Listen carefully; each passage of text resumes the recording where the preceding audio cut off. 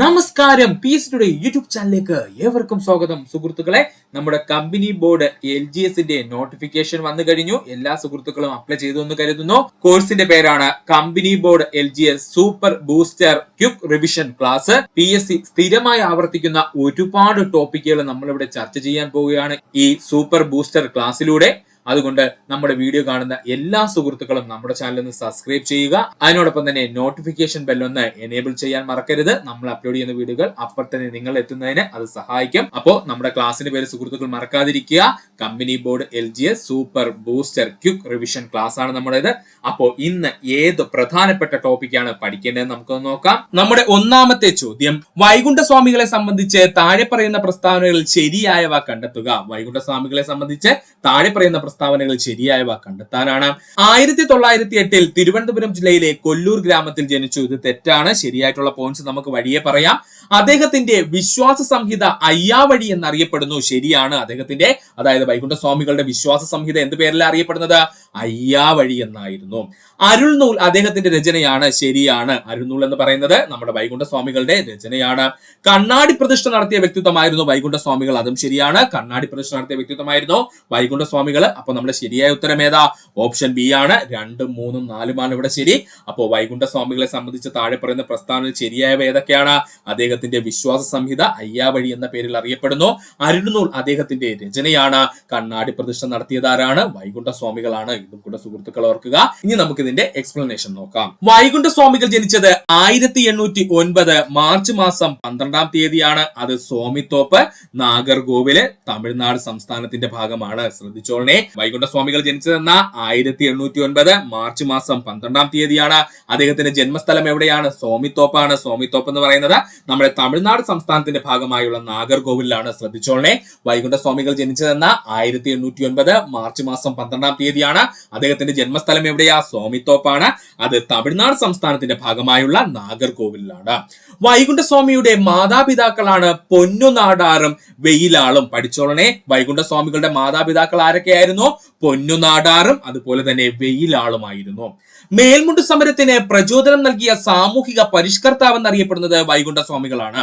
മേൽമുണ്ട് സമരത്തിന് പ്രചോദനം നൽകിയ സാമൂഹ്യ പരിഷ്കർത്താവ് എന്നറിയപ്പെടുന്നത് ആരാണ്? വൈകുണ്ഠ സ്വാമികളാണ്. കേരളത്തിൽ സാമൂഹ്യ പരിഷ്കർത്താക്കളിൽ ആദ്യത്തെയാളെന്ന് കരുതപ്പെടുന്നത് ആരാണ്? വൈകുണ്ഠ സ്വാമികളാണ്. കേരളത്തിലെ സാമൂഹ്യ പരിഷ്കർത്താക്കളിൽ ആദ്യത്തെയാളെന്ന് അറിയപ്പെടുന്നത് ആരാ? വൈകുണ്ഠ സ്വാമികളാണ്. സമ്പൂർണ്ണ ദേവൻ എന്നറിയപ്പെടുന്നത് ആരാണ്? വൈകുണ്ഠ സ്വാമികളാണ്. പഠിച്ചോളനെ, സമ്പൂർണ്ണ ദേവൻ എന്നറിയപ്പെടുന്നത് ആരാണ്? വൈകുണ്ഠ സ്വാമികളാണ്. വൈകുണ്ഠ ക്ഷേത്രത്തിന് സമീപമുള്ള മുന്തിരിക്കിണർ, അല്ലെങ്കിൽ അത് അറിയപ്പെടുന്ന മറ്റൊരു പേരാണ് സ്വാമിക്കിണർ, നിർമ്മിച്ചത് വൈകുണ്ഠ സ്വാമികളാണ്. വൈകുണ്ഠ ക്ഷേത്രത്തിന് സമീപമുള്ള മുന്തിരിക്കിണർ, അത് അറിയപ്പെടുന്ന മറ്റൊരു പേരെന്താ? സ്വാമിക്കിണർ എന്നാണ്. ഇത് നിർമ്മിച്ചത് ആരാണ്? വൈകുണ്ഠ സ്വാമികളാണ്. ഒന്നുമില്ല, അധികൃതരായ ജനങ്ങൾക്ക് അക്കാലത്ത് പൊതു കിണറുകളിൽ നിന്നും ജലം ശേഖരിക്കുവാനുള്ള അവകാശം ഇല്ലായിരുന്നു. അപ്പോ സാധാരണക്കാരായ ജനങ്ങൾക്ക് ജലം ശേഖരണാർത്ഥമായിട്ട് നമ്മുടെ വൈകുണ്ഠ സ്വാമികൾ നിർമ്മിച്ച കിണറാണ് മുന്തിരിക്കിണർ എന്ന പേരിൽ അറിയപ്പെടുന്നത്. ഇത് അറിയപ്പെടുന്ന മറ്റൊരു പേരെന്താണ്? സ്വാമിക്കിണർ എന്നാണ്. വൈകുണ്ഠ സ്വാമികളുടെ പ്രധാന ശിഷ്യനായിരുന്നു തൈക്കാട് അയ്യ. വൈകുണ്ഠ സ്വാമികളുടെ പ്രധാന ശിഷ്യനാരായിരുന്നു? തൈക്കാട് അയ്യയായിരുന്നു. ഒന്നുകൂടി പറയാം സുഹൃത്തുക്കളെ, ശ്രദ്ധിക്കുക. വൈകുണ്ഠ സ്വാമികൾ ജനിച്ചത് 1809 മാർച്ച് മാസം 12-ാം തീയതി സ്വാമിത്തോപ്പ്, ഇപ്പോഴത്തെ തമിഴ്നാട് സംസ്ഥാനത്തിന്റെ ഭാഗമായുള്ള നാഗർകോവിലായിരുന്നു. വൈകുണ്ഠ സ്വാമികളുടെ മാതാപിതാക്കൾ ആരൊക്കെയായിരുന്നു? പൊന്നുനാടാറും അതുപോലെ വെയിലാളുമായിരുന്നു. മേൽമുണ്ട് സമരത്തിന് പ്രചോദനം നൽകിയ സാമൂഹ്യ പരിഷ്കർത്താവ് എന്നറിയപ്പെടുന്നത് ആരാ? വൈകുണ്ഠ സ്വാമികളാണ്. കേരളത്തിലെ സാമൂഹ്യ പരിഷ്കർത്താക്കൾ ആദ്യത്തെയാളാരെന്ന് ചോദിച്ചാൽ അത് വൈകുണ്ഠ സ്വാമികളാണ്. സമ്പൂർണ്ണ ദേവൻ എന്നറിയപ്പെട്ടിരുന്നത് വൈകുണ്ഠ സ്വാമികളാണ്. വൈകുണ്ഠ ക്ഷേത്രത്തിന് സമീപമുള്ള മുന്തിരിക്കിണർ അഥവാ സ്വാമിക്കിണർ നിർമ്മിച്ചത് വൈകുണ്ഠ സ്വാമികളാണ്. വൈകുണ്ഠ സ്വാമികളുടെ പ്രധാന ശിഷ്യനാരാ? തൈക്കാട് അയ്യയാണ്. പഠിക്കുക. വൈകുണ്ഠ സ്വാമികൾ സ്ഥാപിച്ച ക്ഷേത്രങ്ങൾ അറിയപ്പെട്ടിരുന്ന പേരാണ് നിഴൽ താങ്കൾ. പഠിച്ചോളനെ, വൈകുണ്ഠ സ്വാമികൾ സ്ഥാപിച്ച ക്ഷേത്രങ്ങൾ അറിയപ്പെട്ടിരുന്ന പേരാണ് നിഴൽ താങ്കൾ എന്ന്. വൈകുണ്ഠമല സ്ഥിതി ചെയ്യുന്നത് അത്തളവിളൈ, കന്യാകുമാരി. ഈ ഇടയ്ക്ക് ഒരു ക്വസ്റ്റ്യൻ പേപ്പർ കണ്ടിരുന്നു.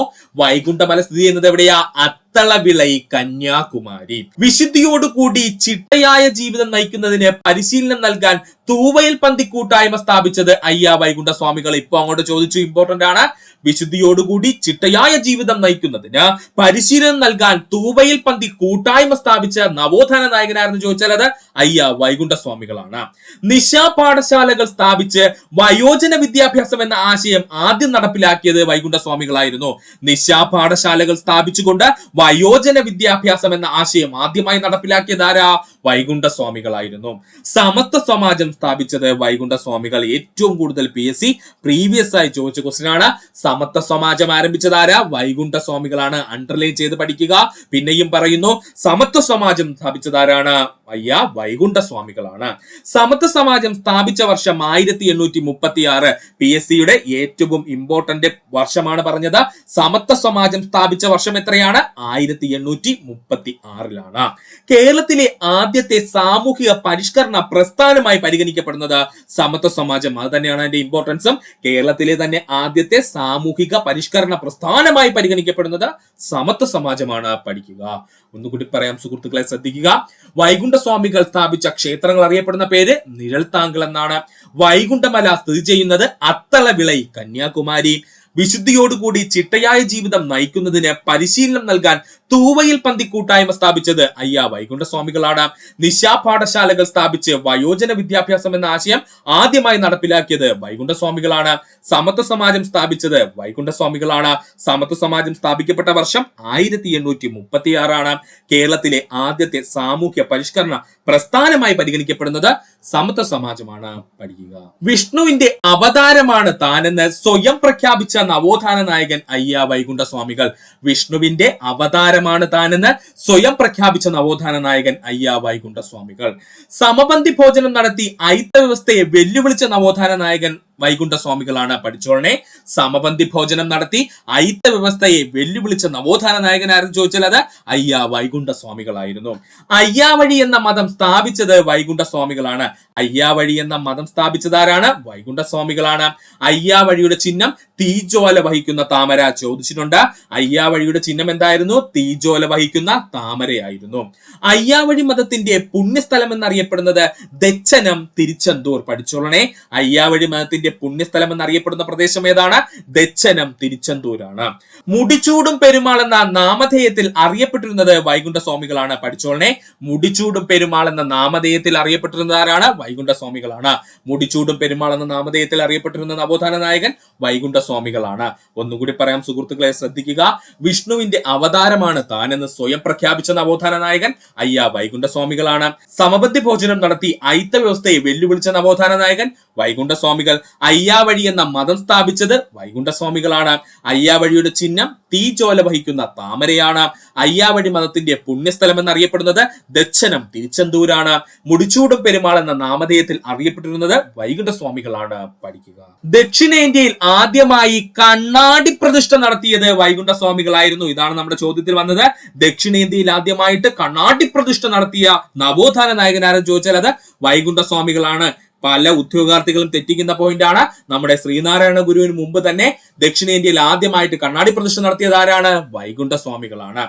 ജാതിയൊന്ന്, മതമൊന്ന്, കുലമൊന്ന്, ദൈവമൊന്ന്, ലോകമൊന്ന് എന്നിങ്ങനെ പ്രസ്താവിച്ചത് വൈകുണ്ഠസ്വാമികളാണ്. പഠിച്ചോളനെ. ജാതിയൊന്ന്, മതമൊന്ന്, കുലമൊന്ന്, ദൈവമൊന്ന്, ലോകമൊന്ന് എന്ന് പ്രസ്താവിച്ചത് ആരാണ്? വൈകുണ്ഠസ്വാമികളാണ്. സ്വാതി തിരുനാളിന്റെ കാലത്ത് വൈകുണ്ഠസ്വാമികളെ അറസ്റ്റ് ചെയ്ത് ജയിലിൽ പാർപ്പിച്ചിരുന്ന സ്ഥലം ശിങ്കാരത്തോപ്പ്. ചോദിച്ചിട്ടുണ്ട്. സ്വാതി തിരുനാളിന്റെ കാലത്ത് വൈകുണ്ഠസ്വാമികളെ അറസ്റ്റ് ചെയ്ത് ജയിലിൽ പാർപ്പിച്ചിരുന്ന സ്ഥലം ചോദിച്ചാൽ അത് ശിങ്കാരത്തോപ്പ് ജയിലിലായിരുന്നു. ക്ഷേത്രങ്ങളിൽ നിലനിന്നിരുന്ന ദേവദാസി സമ്പ്രദായത്തെ എതിർത്ത നവോത്ഥാന നായകൻ വൈകുണ്ഠസ്വാമികള്. ക്ഷേത്രങ്ങളിൽ നിലനിന്നിരുന്ന ദേവദാസി സമ്പ്രദായത്തെ എതിർത്ത നവോത്ഥാന നായകൻ ആരായിരുന്നു? വൈകുണ്ഠസ്വാമികളായിരുന്നു. കണ്ണാടിയിൽ കാണുന്ന സ്വന്തം പ്രതിബിംബത്തെ ആരാധിക്കാൻ നിർദ്ദേശിച്ചത് വൈകുണ്ഠസ്വാമികളായിരുന്നു. കണ്ണാടിയിൽ കാണുന്ന സ്വന്തം പ്രതിബിംബത്തെ ആരാധിക്കാൻ നിർദ്ദേശിച്ചത് ആരായിരുന്നു? വൈകുണ്ഠസ്വാമികളായിരുന്നു. വേല ചെയ്താൽ കൂലി കിട്ടണമെന്ന മുദ്രാവാക്യം മുഴക്കിയത് വൈകുണ്ഠസ്വാമികളായിരുന്നു. പഠിച്ചോളനെ. വേല ചെയ്താൽ കൂലി കിട്ടണമെന്ന മുദ്രാവാക്യം മുഴക്കിയത് ആരാണ്? വൈകുണ്ഠസ്വാമികളാണ്. ഒന്നുകൂടി പറയാം സുഹൃത്തുക്കളെ, ശ്രദ്ധിക്കുക. ദക്ഷിണേന്ത്യയിൽ ആദ്യമായി കണ്ണാടി പ്രതിഷ്ഠ നടത്തിയത് വൈകുണ്ഠസ്വാമികളാണ്. ജാതിയൊന്ന്, മതമൊന്ന്, കുലമൊന്ന്, ദൈവമൊന്ന്, ലോകമെന്ന് പ്രസ്താവിച്ചത് വൈകുണ്ഠസ്വാമികളാണ്. സ്വാതി തിരുനാളിന്റെ കാലത്ത് വൈകുണ്ഠസ്വാമികളെ അറസ്റ്റ് ചെയ്ത് ജയിലിൽ പാർപ്പിച്ചിരുന്ന സ്ഥലം ശിങ്കാരിത്തോപ്പ്. ക്ഷേത്രങ്ങളിൽ നിലനിന്നിരുന്ന ദേവദാസി സമ്പ്രദായത്തെ എതിർത്ത നവോത്ഥാന നായകൻ എന്നറിയപ്പെടുന്നത് വൈകുണ്ഠസ്വാമികളാണ്. കണ്ണാടിയിൽ കാണുന്ന സ്വന്തം പ്രതിബിംബത്തെ ആരാധിക്കാൻ നിർദ്ദേശിച്ചത് വൈകുണ്ഠസ്വാമികളാണ്. വേല ചെയ്താൽ കൂലി കിട്ടണമെന്ന മുദ്രാവാക്യം മുഴക്കിയത് വൈകുണ്ഠസ്വാമികളാണ് പഠിക്കുക. വൈകുണ്ഠസ്വാമികളുടെ കൃതികളാണ് അഖിലത്തിരുട്ടും അരുൾനൂലും. ഇത് രണ്ടും PSC പ്രീവിയസ് ആയി ചോദിച്ചതാണ്, പഠിച്ചോളണം. വൈകുണ്ഠസ്വാമികളുടെ പ്രധാന കൃതികളാണ് അഖിലത്തിരുട്ടും അതുപോലെ തന്നെ അരുൾനൽ അല്ലെങ്കിൽ അരുൾനൂൽ. വൈകുണ്ഠസ്വാമി അന്തരിച്ചത് 1851 ജൂൺ മാസം 3-ാം തീയതി. വൈകുണ്ഠസ്വാമികൾ അന്തരിച്ചത് 1851 ജൂൺ മാസം 3-ാം തീയതി ആയിരുന്നു. തിരുവിതാംകൂറിലെ രാജാവിനെ അനന്തപുരിയിലെ നീചൻ എന്ന് വിശേഷിപ്പിച്ചത് വൈകുണ്ഠസ്വാമികളായിരുന്നു. ഇപ്പൊ അങ്ങോട്ട് ചോദിച്ചതേ ഉള്ളേ. തിരുവിതാംകൂറിലെ രാജാവിനെ അനന്തപുരിയിലെ നീചൻ എന്ന് വിശേഷിപ്പിച്ചത് വൈകുണ്ഠസ്വാമികളാണ്. തിരുവിതാംകൂറിലെ ഭരണത്തെ കറുത്ത പിശാചിന്റെ ഭരണം എന്ന് വിശേഷിപ്പിച്ചത് വൈകുണ്ഠസ്വാമികള്. തിരുവിതാംകൂറിലെ ഭരണത്തെ കറുത്ത പിശാചിന്റെ ഭരണം എന്ന് വിശേഷിപ്പിച്ചത് വൈകുണ്ഠസ്വാമികളായിരുന്നു. തിരുവിതാംകൂറിലെ ബ്രിട്ടീഷ് ഭരണത്തെ വെളുത്ത പിശാചിന്റെ ഭരണം എന്ന് വിശേഷിപ്പിച്ചത് വൈകുണ്ഠസ്വാമികളായിരുന്നു. ഈ 3 പോയിന്റ് പഠിച്ചു വെച്ചേക്കണം. തിരുവിതാംകൂറിലെ രാജാവിനെ അനന്തപുരിയിലെ നീചൻ എന്ന് വിശേഷിപ്പിച്ചത് വൈകുണ്ഠസ്വാമികള്. തിരുവിതാംകൂറിലെ ഭരണത്തെ കറുത്ത പിശാചിന്റെ ഭരണം എന്ന് വിശേഷിപ്പിച്ചത് വൈകുണ്ഠസ്വാമികള്. തിരുവിതാംകൂറിലെ ബ്രിട്ടീഷ് ഭരണത്തെ വെളുത്ത പിശാചിന്റെ ഭരണം എന്ന് വിശേഷിപ്പിച്ചതും വൈകുണ്ഠസ്വാമികളായിരുന്നു. പഠിക്കുക. രണ്ടാമത്തെ ചോദ്യം, വയനാട്ടിൽ ബ്രിട്ടീഷുകാർക്കെതിരായി നടന്ന കുറിച്യ കലാപത്തെ പറ്റി താഴെ പറയുന്നവയിൽ തെറ്റായ പ്രസ്താവന ഏത് എന്നാണ് ചോദിച്ചിരിക്കുന്നത്. നമുക്ക് നോക്കാം. കലാപം നടന്നത് 1812-ലാണ്. ഇത് ശരിയായ പ്രസ്താവനയാണ് അല്ലെ. കലാപം നടന്നത് 1812-ലാണ്. കലാപത്തെ അടിച്ചമർത്താൻ ബ്രിട്ടീഷുകാർ രാമൻ നമ്പിയെയാണ് നിയോഗിച്ചത്. തെറ്റാണ്. രാമൻ നമ്പി എന്ന് പറയുന്നത് നമ്മുടെ കുറിച്യർ കലാപത്തിന്റെ നേതാവായിരുന്നു. അപ്പൊ കലാപത്തെ അടിച്ചമർത്താൻ ബ്രിട്ടീഷുകാർ രാമൻ നമ്പിയാണോ നിയോഗിച്ചത്? അല്ല. കലാപത്തിന്റെ പ്രധാന നേതാവായി പാലിയത്തച്ഛനെ ബ്രിട്ടീഷുകാർ വധിച്ചു. അതും തെറ്റാണ്. കലാപത്തിന്റെ പ്രധാന നേതാവ് ആരായിരുന്നു? ഓൾറെഡി നമ്മൾ പറഞ്ഞിരുന്നു, രാമൻ നമ്പിയാണ്. അപ്പൊ അതും തെറ്റാണ്. വട്ടത്തൊപ്പിക്കാരെ നാട്ടിൽ നിന്നും പുറത്താക്കുക എന്ന മുദ്രാവാക്യം കലാപകാരികൾ ഉയർത്തി. അത് ശരിയാണ്. അപ്പൊ ഇവിടെ തെറ്റായിട്ടുള്ള പോയിന്റ് ഏതാ സുഹൃത്തുക്കളെ? അതാണ് നമ്മുടെ ഉത്തരമായി വരേണ്ടത്. 2ഉം 3ഉമാണ്. അതായത് C ആണ് നമ്മുടെ ശരിയായ ഉത്തരം. അപ്പോ വയനാട്ടിൽ ബ്രിട്ടീഷുകാർക്കെതിരെ നടന്ന കുറിച്യ കലാപത്തെ പറ്റി താഴെ പറയുന്നതിൽ തെറ്റായ പ്രസ്താവനകൾ ഏതൊക്കെയെന്നാണ് ചോദിച്ചിരുന്നത്. കലാപം നടന്നത് 1812-ലാണ്. ശരിയാണ്. കലാപത്തെ അടിച്ചമർത്താൻ ബ്രിട്ടീഷുകാർ രാമൻ നമ്പിയാണ് നിയോഗിച്ചത്. അത് തെറ്റാണ്. കാരണം രാമൻ നമ്പിയായിരുന്നു നമ്മുടെ കുറിച്യർ കലാപത്തിന്റെ നേതാവെന്ന് പറയുന്നത്. കലാപത്തിന്റെ പ്രധാന നേതാവ് പാലിത്തച്ഛനായിരുന്നു? അല്ല. അപ്പൊ ആ 2 പോയിന്റ്സുമാണ് അവിടെ തെറ്റായിട്ട് വരുന്നത്. അപ്പൊ നമ്മുടെ ഉത്തരം ഓപ്ഷൻ C ആണ്. ഇനി നമുക്ക് ഇതിന്റെ എക്സ്പ്ലനേഷനിലേക്ക് കിടക്കാം. കുറിച്യർ ലഹള. കുറിച്യർ ലഹള നടന്ന വർഷം 1812 വയനാട് ജില്ലയിലായിരുന്നു നടന്നത്. ജില്ല വ്യക്തമായിട്ട് പഠിച്ചോളണേ, കൺഫ്യൂഷൻ ഉണ്ടാവല്ലേ. കുറിച്യർ ലഹള നടന്ന വർഷം 1812. നടന്ന പ്രദേശം ഏതാ? വയനാട് ജില്ലയാണ്. കുറിച്യർ കലാപത്തിന്റെ കാരണം ഗോത്രവർഗക്കാരായ കുറിച്യർ, കുറുമ്പർ എന്നിവരുടെ മേൽ ബ്രിട്ടീഷുകാർ നടപ്പിലാക്കിയ നികുതി സമ്പ്രദായം. കുറിച്യർ കലാപത്തിന് കാരണം എന്താണ്? ഗോത്രവർഗക്കാരായ കുറിച്യർ, കുറുമ്പർ എന്നിവരുടെ മേൽ ബ്രിട്ടീഷുകാർ നടപ്പിലാക്കിയ നികുതി സമ്പ്രദായമായിരുന്നു. നികുതി ഏർപ്പെടുത്തിയ ബ്രിട്ടീഷ് ഉദ്യോഗസ്ഥനായിരുന്നു തോമസ് വാർഡൻ. പഠിച്ചോളനെ, നമ്മുടെ കുറിച്യറിന് മേല് നികുതി ഏർപ്പെടുത്തിയ ബ്രിട്ടീഷ് ഉദ്യോഗസ്ഥന്റെ പേരെന്തായിരുന്നു? തോമസ് വാർഡൻ എന്നായിരുന്നു. കുറിച്യർ ലഹളയുടെ നേതാവ് രാമൻ നമ്പിയായിരുന്നു. പഠിച്ചോളനെ, കുറിച്യർ ലഹളയുടെ നേതാവ് ആരായിരുന്നു? രാമൻ നമ്പിയായിരുന്നു. ഒന്നുകൂടി പറയാം സുഹൃത്തുക്കളെ, ശ്രദ്ധിക്കുക. കുറിച്യർ കലാപം നമ്മൾ ഒത്തിരി തവണ ക്ലാസ്സിൽ എടുത്തതാണ്. എന്നാലും ഒന്നുകൂടി റിപ്പീറ്റ് ചെയ്ത് പറയാം. കുറിച്യർ കലാപം നടന്ന വർഷം 1812. നടന്ന ജില്ല ഏതാ? ഇപ്പോൾ നമ്മുടെ വയനാട് ജില്ലയുടെ ഭാഗമായിട്ട്. കുറിച്യർ കലാപത്തിന് കാരണം ഗോത്രവർഗക്കാരായ കുറിച്യർ, കുറുമ്പർ എന്നിവരുടെ മേൽ ബ്രിട്ടീഷുകാർ നടപ്പിലാക്കിയ നികുതി സമ്പ്രദായമായിരുന്നു. നികുതി ഏർപ്പെടുത്തിയ ബ്രിട്ടീഷ് ഉദ്യോഗസ്ഥരായിരുന്നു? തോമസ് വാർഡൻ ആയിരുന്നു. കുറിച്യർ ലഹളയുടെ നേതാവ് രാമൻ നമ്പിയായിരുന്നു. പഠിക്കുക. കുറിച്യർ ലഹളയുടെ മുദ്രാവാക്യം വട്ടത്തൊപ്പിക്കാരെ പുറത്താക്കുക. നമുക്ക് എല്ലാവർക്കും അറിയാം. കുറിച്യർ ലഹളയുടെ മുദ്രാവാക്യം എന്തായിരുന്നു? വട്ടത്തൊപ്പിക്കാരെ പുറത്താക്കുക എന്നതായിരുന്നു. ബ്രിട്ടീഷുകാർ കുറിച്യർ ലഹള അടിച്ചമർത്തിയ തീയതി 1812 മെയ് മാസം 8-ാം തീയതി. പഠിച്ചോളനെ, ബ്രിട്ടീഷുകാര് കുറിച്യർ ലഹള അടിച്ചമർത്തിയ തീയതി എന്നാണ് 1812 മെയ് മാസം 8-ാം തീയതി. 1 മാസം കൂടി പിടിച്ചു നിൽക്കാൻ കലാപകാരികൾക്ക് കഴിയുമായിരുന്നെങ്കിൽ രാജ്യം അവരുടെ നിയന്ത്രണത്തിലായേനെ. കുറിച്യർ കലാപത്തെ കുറിച്ച് ഇങ്ങനെ അഭിപ്രായപ്പെട്ട വ്യക്തി ആരാണ്? TH ബേബർ ആണ് കേട്ടോ. 1 മാസം കൂടി പിടിച്ചു നിൽക്കാൻ കലാപകാരികൾക്ക് കഴിയുമായിരുന്നെങ്കിൽ രാജ്യം അവരുടെ നിയന്ത്രണത്തിലായേനെ. കുറിച്യർ കലാപത്തെ കുറിച്ച് ഇങ്ങനെ അഭിപ്രായപ്പെട്ട വ്യക്തിത്വമാരാ? TH ബേബർ ആണ്. ഒന്നുകൂടി പറയാം സുഹൃത്തുക്കളെ, ശ്രദ്ധിക്കുക. കുറിച്യർ ലഹളയുടെ മുദ്രാവാക്യം എന്തായിരുന്നു? വട്ടത്തൊപ്പിക്കാരെ പുറത്താക്കുക. ബ്രിട്ടീഷുകാർ കുറിച്യർ ലഹള അടിച്ചമർത്തിയ തീയതി 1812 മെയ് മാസം 8-ാം തീയതി. 1 മാസം കൂടി പിടിച്ചു നിൽക്കാൻ കലാപകാരികൾക്ക് കഴിയുമായിരുന്നെങ്കിൽ രാജ്യം അവരുടെ നിയന്ത്രണത്തിലായേനെ. കുറിച്യർ കലാപത്തെ കുറിച്ച് ഇങ്ങനെ അഭിപ്രായപ്പെട്ട വ്യക്തിത്വമാരാണ്?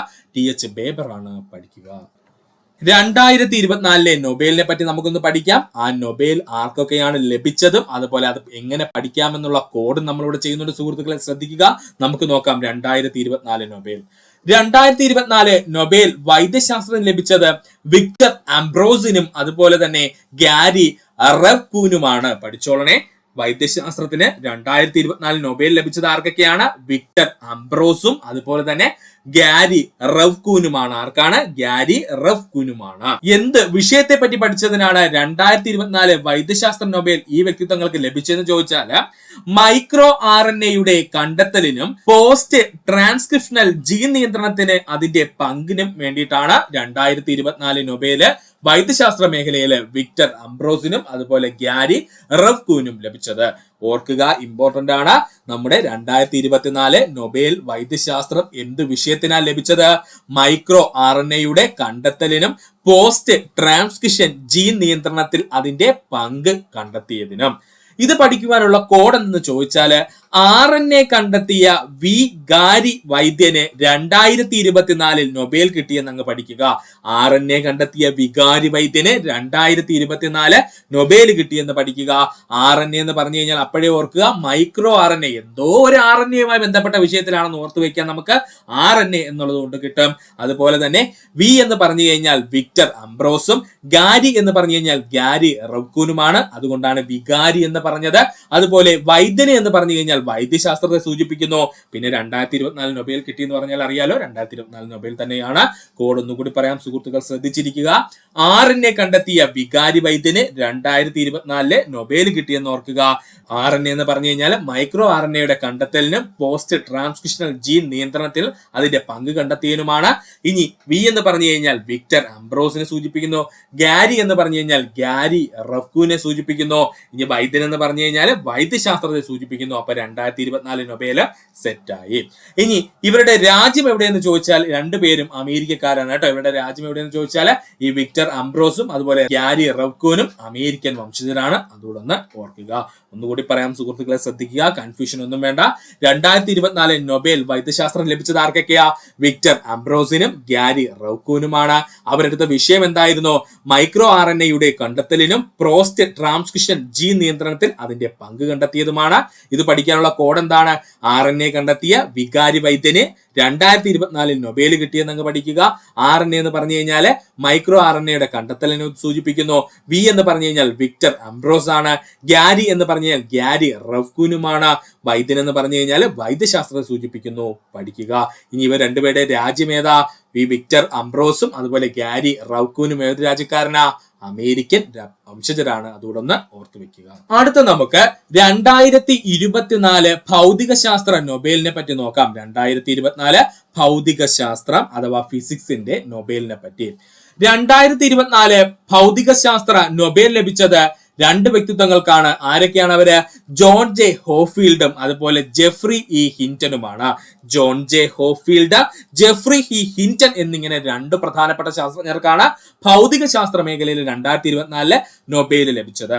എന്തായിരുന്നു അവർ കൊണ്ടുവന്ന വിഷയം എന്ന് ചോദിച്ചാല് കൃത്രിമ ന്യൂറൽ നെറ്റ്വർക്കുകൾ ഉപയോഗിച്ച് മെഷീൻ ലേണിംഗ് പ്രാപ്തമാക്കുന്ന അടിസ്ഥാന കണ്ടെത്തലുകൾക്കും കണ്ടുപിടുത്തങ്ങൾക്കുമാണ് ഇവർക്ക് രണ്ടുപേർക്കും 2024 നൊബേൽ ലഭിച്ചത്. അപ്പോ 2024 ഭൗതിക ശാസ്ത്ര നൊബേലിന്റെ വിഷയം എന്തായിരുന്നു?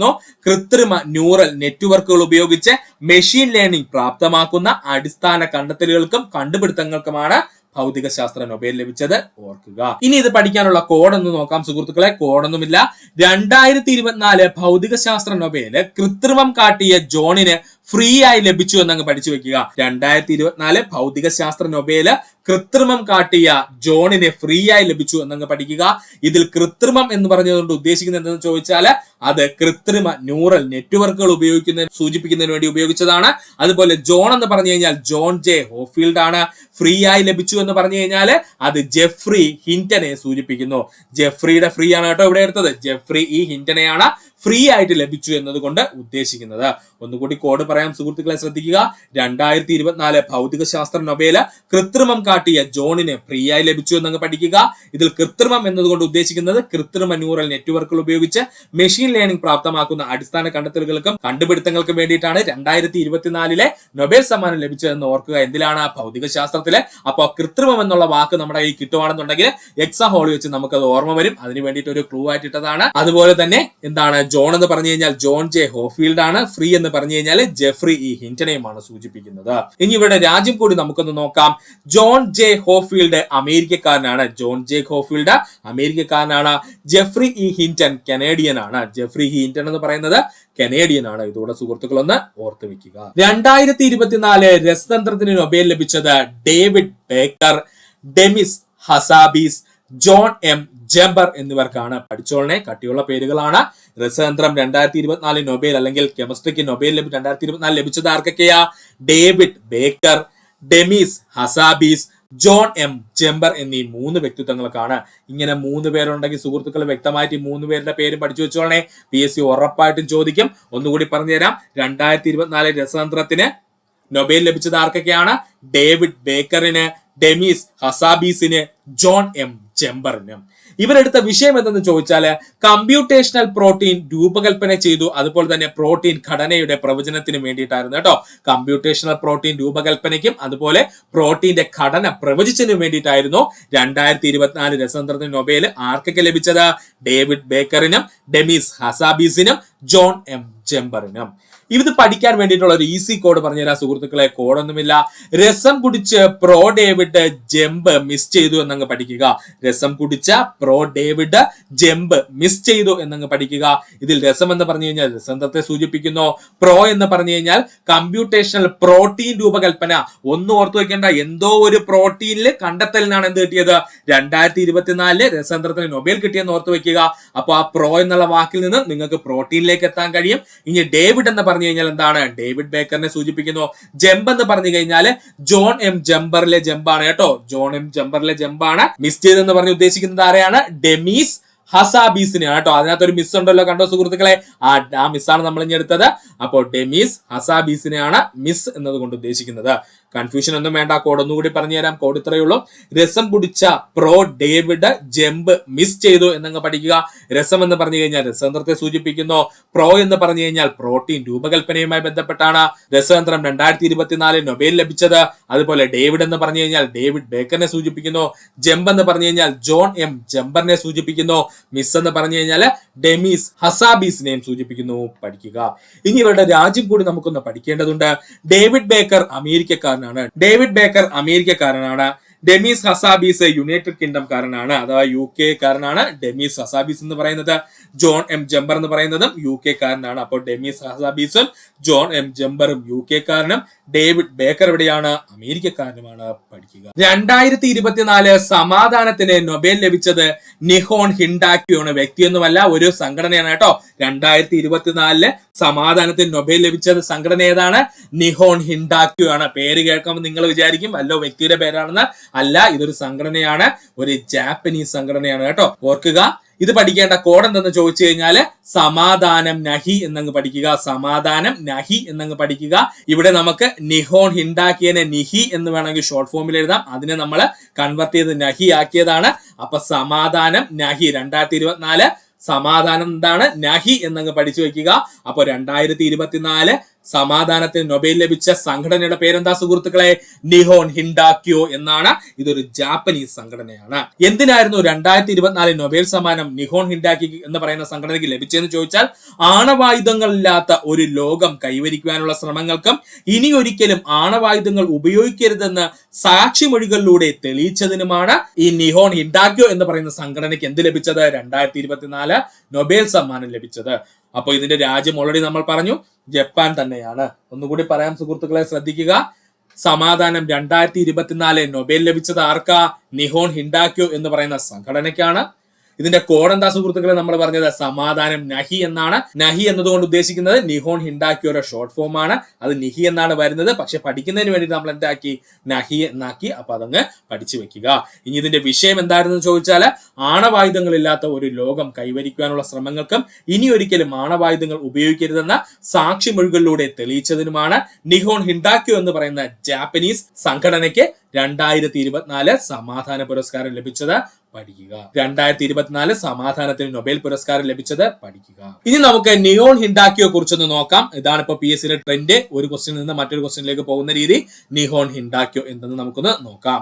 2ാം ലോക മഹായുദ്ധത്തെ ഹിരോഷിമയിലും നാഗസാക്കിയിലും നടന്ന അണുബോംബ് സ്ഫോടനങ്ങളിൽ അതിജീവിച്ചവരെ പ്രതിനിധീകരിക്കുന്ന ജാപ്പനീസ് സംഘടനയാണ് നിഹോൺ ഹിൻഡാക്യോ. പഠിച്ചോളനെ. രണ്ടാം ലോക മഹായുദ്ധ സമയത്ത് ഹിരോഷിമയിലും നാഗസാക്കിയിലും നടന്ന അണുബോംബ് സ്ഫോടനങ്ങളെ അതിജീവിച്ചവരെ പ്രതിനിധീകരിക്കുന്ന ജാപ്പനീസ് സംഘടനയാണ് നിഹോൺ ഹിൻഡാക്യോ എന്ന് പറയുന്നത്. ഈ സംഘടന രൂപീകൃതമായ വർഷം 1956 ഓഗസ്റ്റ് മാസം 10 നമ്മുടെ നിഹോൺ ഹിൻഡാക്യോ സംഘടന രൂപീകൃതമായ വർഷം 1956 ഓഗസ്റ്റ് മാസം 10 രണ്ടാം ലോക മഹായുദ്ധ അണുബോംബ് സ്ഫോടനത്തിൽ അതിജീവിച്ചവർ അറിയപ്പെടുന്ന പേരാണ് ഹിബാകുഷ. പഠിച്ചോളണേ. രണ്ടാം ലോക മഹായുദ്ധത്തിൽ അണുബോംബ് സ്ഫോടനത്തിൽ നിന്നും അതിജീവിച്ച വ്യക്തിത്വങ്ങളെ അറിയപ്പെടുന്ന പേര് അല്ലെങ്കിൽ വ്യക്തികളെ അറിയപ്പെടുന്ന പേരെന്താണ്? ഹിബാകുഷ എന്നാണ്. ഒന്നുകൂടി പറയാം സുഹൃത്തുക്കളെ, ശ്രദ്ധിക്കുക. നിഹോൺ ഹിൻഡാക്യോ പറ്റിയാണ് നമ്മൾ പറഞ്ഞത്. രണ്ടാം ലോക മഹായുദ്ധ സമയത്ത് ഹിരോഷിമയിലും നാഗസാക്കിയിലും നടന്ന അണുബോംബ് സ്ഫോടനങ്ങളെ അതിജീവിച്ചവരെ പ്രതിനിധീകരിക്കുന്ന ജാപ്പനീസ് സംഘടന അറിയപ്പെടുന്ന പേരാണ് നിഹോൺ ഹിൻഡാക്യോ എന്നുള്ളത്. ഈ സംഘടന രൂപീകൃതമായ വർഷം 1956 ഓഗസ്റ്റ് മാസം 10 രണ്ടാം ലോക മഹായുദ്ധം അണുബോംബ് സ്ഫോടനത്തിൽ അതിജീവിച്ചവർ അറിയപ്പെടുന്ന പേരെന്താണ്? ഹിബാകുഷ എന്നാണ്. പഠിക്കുക. 2024 സാഹിത്യ നൊബേൽ ലഭിച്ചത് ഹാൻ കാങ്ങിനാണ്. പഠിച്ചോളനെ. 2024 നൊബേൽ പ്രൈസ് സാഹിത്യത്തിന് ലഭിച്ചത് ആർക്കാണ്? ഹാൻ കാങ്ങിനാണ്. ഇത് പഠിക്കേണ്ട കോഡ് എന്തെന്ന് ചോദിച്ചാൽ ഒന്നുമില്ല. സാഹിത്യ രചന നടത്തണമെങ്കിൽ നമുക്ക് എന്ത് വേണം സുഹൃത്തുക്കളെ? ഹാൻഡ് വേണം അല്ലെ? സാഹിത്യ രചന നടത്തണമെങ്കിൽ നമുക്ക് എന്ത് വേണം? ഹാൻഡ് വേണം. അത്ര മാത്രം ഓർത്ത് വെച്ചിരുന്നാൽ മതി. 2024 സാഹിത്യ പുരസ്കാരം നൊബേൽ ലഭിച്ചത് ആർക്കാ? ഹാൻ കാങ്ങിനാണ്. നമ്മുടെ കോഡ് എന്താണ്? സാഹിത്യ രചന നടത്തണമെങ്കിൽ ഹാൻഡ് വേണമെന്ന് അങ്ങ് പഠിച്ചു വെക്കുക. എന്ത് വിഷയത്തിനാണ് അവർക്ക് ലഭിച്ചതെന്ന് ചോദിച്ചാൽ ചരിത്രപരമായ ആഘാതങ്ങളെ അഭിമുഖീകരിക്കുകയും മനുഷ്യ ജീവിതത്തിന്റെ ദുർബലത തുറന്നു കാട്ടുകയും ചെയ്ത അതിതീവ്രമായിട്ടുള്ള കാവ്യ ഗദ്യങ്ങൾക്ക് രചിച്ചതിനാണ് ആർക്ക് ലഭിച്ചത്? ഹാൻ കാങ്ങിന് 2024 സാഹിത്യ നൊബേൽ ലഭിച്ചത്. ഇങ്ങനെ തന്നെ പഠിച്ചു വെച്ചോളനെ. 2024 സാഹിത്യ നൊബേൽ ലഭിച്ചത് ആർക്കാ? ഹാൻ കാങ്ങിനാണ്. എന്താ കോഡ്? സാഹിത്യ രചനയ്ക്ക് ഹാൻഡ് വേണമെന്നങ്ങ് പഠിച്ചു വെക്കുക. വിഷയം എന്തായിരുന്നു? ചരിത്രപരമായ ആഘാതങ്ങളെ അഭിമുഖീകരിക്കുകയും മനുഷ്യ ജീവിതത്തിന്റെ ദുർബലത തുറന്നു കാട്ടുകയും ചെയ്യുന്ന തീവ്രമായ കാവ്യഗദ്യങ്ങൾ രചിച്ചതിനാണ് ഹാൻ കാങ്ങിന് സാഹിത്യ പുരസ്കാരം ലഭിച്ചത്. ഇവരുടെ രാജ്യം ഏതെന്ന് ചോദിച്ചാൽ അത് ദക്ഷിണ കൊറിയയാണ്. രാജ്യം ഏതാണ്? ദക്ഷിണ കൊറിയയാണ്. ഇതാണ് നമ്മുടെ എക്സാമിന് ചോദിച്ചത്. അപ്പൊ നമുക്ക് അല്പം ഡീപ്പായിട്ട് ഹാൻ കാങ്ങിനെ പറ്റി പഠിക്കാം. ഹാൻ കാങ്ങിനെ പറ്റി നമുക്കൊന്ന് നോക്കാം. സാഹിത്യത്തിൽ നിന്നുള്ള നൊബേൽ പുരസ്കാരം ലഭിക്കുന്ന ആദ്യത്തെ ഏഷ്യൻ വനിത ആരാണ്? ഹാൻ കാങ് ആണ്. ശരിയാണ്. സാഹിത്യത്തിൽ നിന്നുള്ള നൊബേൽ പുരസ്കാരം ലഭിക്കുന്ന ആദ്യത്തെ ഏഷ്യൻ വനിത ആരാണ്? ഹാൻ കാങ് ആണ്. നൊബേൽ ലഭിക്കുന്ന രണ്ടാമത്തെ ദക്ഷിണ കൊറിയൻ വ്യക്തിത്വം ആരെന്ന് ചോദിച്ചാൽ അത് ഹാൻ കാങ് ആണ്. കൺഫ്യൂഷൻ ആവല്ലേ. നൊബേൽ ലഭിക്കുന്ന രണ്ടാമത്തെ ദക്ഷിണ കൊറിയൻ വ്യക്തിത്വം ആരെന്ന് ചോദിച്ചാൽ അത് ഹാൻ കാങ് ആണ്. നമ്മുടെ ക്വസ്റ്റ്യൻ പേപ്പറിൽ എന്താ ചോദിച്ചത്? സാഹിത്യത്തിന് നൊബേൽ സമ്മാനം ലഭിക്കുന്ന ആദ്യത്തെ ദക്ഷിണ കൊറിയൻ വ്യക്തിത്വം ആരെന്ന് ചോദിച്ചാൽ അത് ഹാൻ കാങ് ആണ്. കാരണം 2 പേർക്ക് മാത്രമേ ദക്ഷിണ കൊറിയയിൽ നിന്ന് ഇതുവരെയായിട്ടും നൊബേൽ ലഭിച്ചിട്ടുള്ളൂ. അതിലൊരാൾ ആരെന്ന് ചോദിച്ചു കഴിഞ്ഞാൽ അത് നമ്മുടെ ഹാൻ കാങ് ആണ്. അവർക്ക് എന്തിനാ ലഭിച്ചത് നൊബേൽ ലഭിച്ചത്? അവർക്ക് സാഹിത്യത്തിനാണ് നൊബേൽ ലഭിച്ചത്. സാഹിത്യത്തിൽ നിന്നുള്ള നൊബേൽ പുരസ്കാരം ലഭിക്കുന്ന 18ാമത് വനിതയാണ് ആര്? Han Kang. ഇതും ചോദിച്ചിരുന്നു. സാഹിത്യത്തിൽ നിന്ന് നൊബേൽ പുരസ്കാരം ലഭിക്കുന്ന 18ാമത്തെ വനിത ആരെന്ന് ചോദിച്ചാൽ അത് ഹാൻ കാങ് ആണ്. പഠിക്കുക. ഹാൻ കാങ്ങിന്റെ പ്രധാനപ്പെട്ട കൃതികൾ നമുക്കൊന്ന് നോക്കാം. അതിൽ ഏറ്റവും ഇമ്പോർട്ടന്റ് ആണ് ദി വെജിറ്റേറിയൻ. അത് തന്നെയാണ് PSC ചോദിച്ചത്. The vegetarian.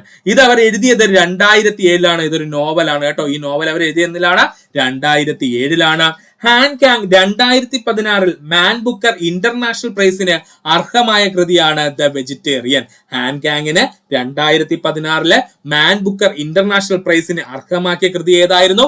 ദ വെജിറ്റേറിയൻ ആയിരുന്നു. ദ വെജിറ്റേറിയൻ മലയാളത്തിലേക്ക് പരിഭാഷപ്പെടുത്തിയത് CV ബാലകൃഷ്ണനാണ്. പഠിച്ചോളനെ. ദ വെജിറ്റേറിയൻ എന്ന് പറയുന്ന കൃതി മലയാളത്തിലേക്ക് പരിഭാഷപ്പെടുത്തിയത് ആരാണ്? CV ബാലകൃഷ്ണനാണ്. ഇത്രയും പോയിന്റ് ഓർക്കുക. ഒന്നുകൂടി പറയാം സുഹൃത്തുക്കളെ. ഹാൻ കാങ്ങിനെ പറ്റിയാണ് നമ്മൾ പറഞ്ഞത്. സാഹിത്യത്തിൽ നിന്നുള്ള നൊബേൽ പുരസ്കാരം ലഭിക്കുന്ന ആദ്യത്തെ ഏഷ്യൻ വനിത ഹാൻ കാങ് ആണ്. നൊബേൽ ലഭിക്കുന്ന രണ്ടാമത്തെ ദക്ഷിണ കൊറിയൻ വ്യക്തിത്വം ആരെന്ന് ചോദിച്ചാൽ ഹാൻ കാങ് ആണ്. മറ്റൊരു രീതിയിൽ പറഞ്ഞു കഴിഞ്ഞാൽ സാഹിത്യത്തിന് നൊബേൽ ലഭിക്കുന്ന ആദ്യത്തെ ദക്ഷിണ കൊറിയൻ വ്യക്തിത്വം ആരെന്ന് ചോദിച്ചാൽ അതും ഹാൻ കാങ് തന്നെയാണ്. പക്ഷെ നൊബേൽ ലഭിക്കുന്ന ആദ്യത്തെ വ്യക്തിത്വം അല്ല ആര്? Han Kang. രണ്ടാമത്തെ ദക്ഷിണ കൊറിയൻ വ്യക്തിത്വമാണ് ഹാൻ കാങ്. ആ വ്യത്യാസം മനസ്സിലാക്കി പഠിക്കുക. സാഹിത്യത്തിനുള്ള നൊബേൽ പുരസ്കാരം ലഭിക്കുന്ന 18ാമത് വനിത ആരെന്ന് ചോദിച്ചാൽ അത് ഹാൻ കാങ് ആണ്. അതും വളരെ ഇമ്പോർട്ടന്റ് ആണ്. ഇനി ഹാൻ കാങ്ങിന്റെ പ്രധാനപ്പെട്ട കൃതികൾ ഏതൊക്കെയാ? The Vegetarian. ഇതെന്നാ വന്നത്? 2007 അവർ എഴുതിയൊരു നോവലായിരുന്നു. ഈ നോവലിന് 2016 ഹാൻ കാങ്ങിന് മാൻ ബുക്കർ ഇന്റർനാഷണൽ പ്രൈസ് അർഹമായിരുന്നു. അതുപോലെ തന്നെ ദ വെജിറ്റേറിയൻ എന്ന് പറയുന്ന കൃതി മലയാളത്തിലേക്ക് പരിഭാഷപ്പെടുത്തിയത് ആരാണ്? CV ബാലകൃഷ്ണനാണ്. ഹാൻകാങ്ങിന്റെ ആദ്യത്തെ ചെറുകഥാ സമാഹാരമാണ് ലവ് ഓഫ് യോസു എന്നുള്ളത്. പഠിച്ചോളെ, ഹാങ്യാങ്ങിന്റെ ആദ്യത്തെ ചെറുകഥാ സമാഹാരം അറിയപ്പെടുന്ന പേരെന്താണ്? Love of Yeosu. ഹാൻകാങ്ങിന്റെ ചലച്ചിത്രമാക്കപ്പെട്ട നോവലുകളാണ് ദ വെജിറ്റേറിയനും അതുപോലെ ബേബി ബുദ്ധയും. ബേബി ബുദ്ധയായിരിക്കും ഇനി PSC ചോദിക്കുന്നത്, അതുകൊണ്ട് പഠിക്കുക. ഹാൻകാങ്ങിന്റെ ചലച്ചിത്രമാക്കപ്പെട്ട നോവലുകൾ ഏതൊക്കെയാണ്? ദ വെജിറ്റേറിയനും അതുപോലെ ബേബി ബുദ്ധയുമാണ്. ഹാൻകാങ്ങിന്റെ മറ്റു കൃതികളാണ് the White Book, PSC already ചോദിച്ചിരുന്നു, ഹ്യൂമൻ ആക്ട്സ്, അതുപോലെ ഗ്രീക്ക് ലെസൺസ്. പഠിച്ചോളണേ, ഹാൻകാങ്ങിന്റെ മറ്റു പുസ്തകങ്ങൾ ഏതൊക്കെയാണ്? The White Book, Human Acts, അതുപോലെ ഗ്രീക്ക് ലെസൺസ് എന്നിവ. ഒന്നുകൂടി പറയാം സുഹൃത്തുക്കളെ, ശ്രദ്ധിക്കുക. ഹാൻകാങ്ങിന്റെ ചെറുകഥാ സമാഹാരമാണ് ലവ് ഓഫ് യോസു എന്ന് പറയുന്നത്. ഹാൻകാങ്ങിന്റെ ഏറ്റവും പുതിയ നോവലാണ് I do not bid farewell എന്നുള്ളത്. ഹാൻകാങ്ങിന്റെ ചലച്ചിത്രമാക്കപ്പെട്ട നോവലുകളാണ് ദി വെജിറ്റേറിയനും അതുപോലെ ബേബി ബുദ്ധയും. അതുപോലെ തന്നെ ഹാൻകാങ്ങിന്റെ മറ്റു പ്രധാനപ്പെട്ട കൃതികളാണ് the White Book, Human Acts, അതുപോലെ ഗ്രീക്ക് ലെസൺസ് എന്നിവ പഠിക്കുക. ഇനി നമുക്ക് നോക്കാനുള്ളത് 2024 സാമ്പത്തിക ശാസ്ത്രത്തിന്റെ നൊബേൽ ലഭിച്ചത് 3 പേർക്കാണ്. ആരൊക്കെയാണെന്ന് ചോദിച്ചാൽ അത് Daron Acemoglu, Simon Johnson, James A Robinson എന്നിവർക്കാണ്. പഠിച്ചോളനെ, 2024 സാമ്പത്തിക നൊബേൽ ലഭിച്ചത് 3 പ്രധാനപ്പെട്ട വ്യക്തിത്വങ്ങൾക്കാണ്. ആരൊക്കെയാണ് അവര്?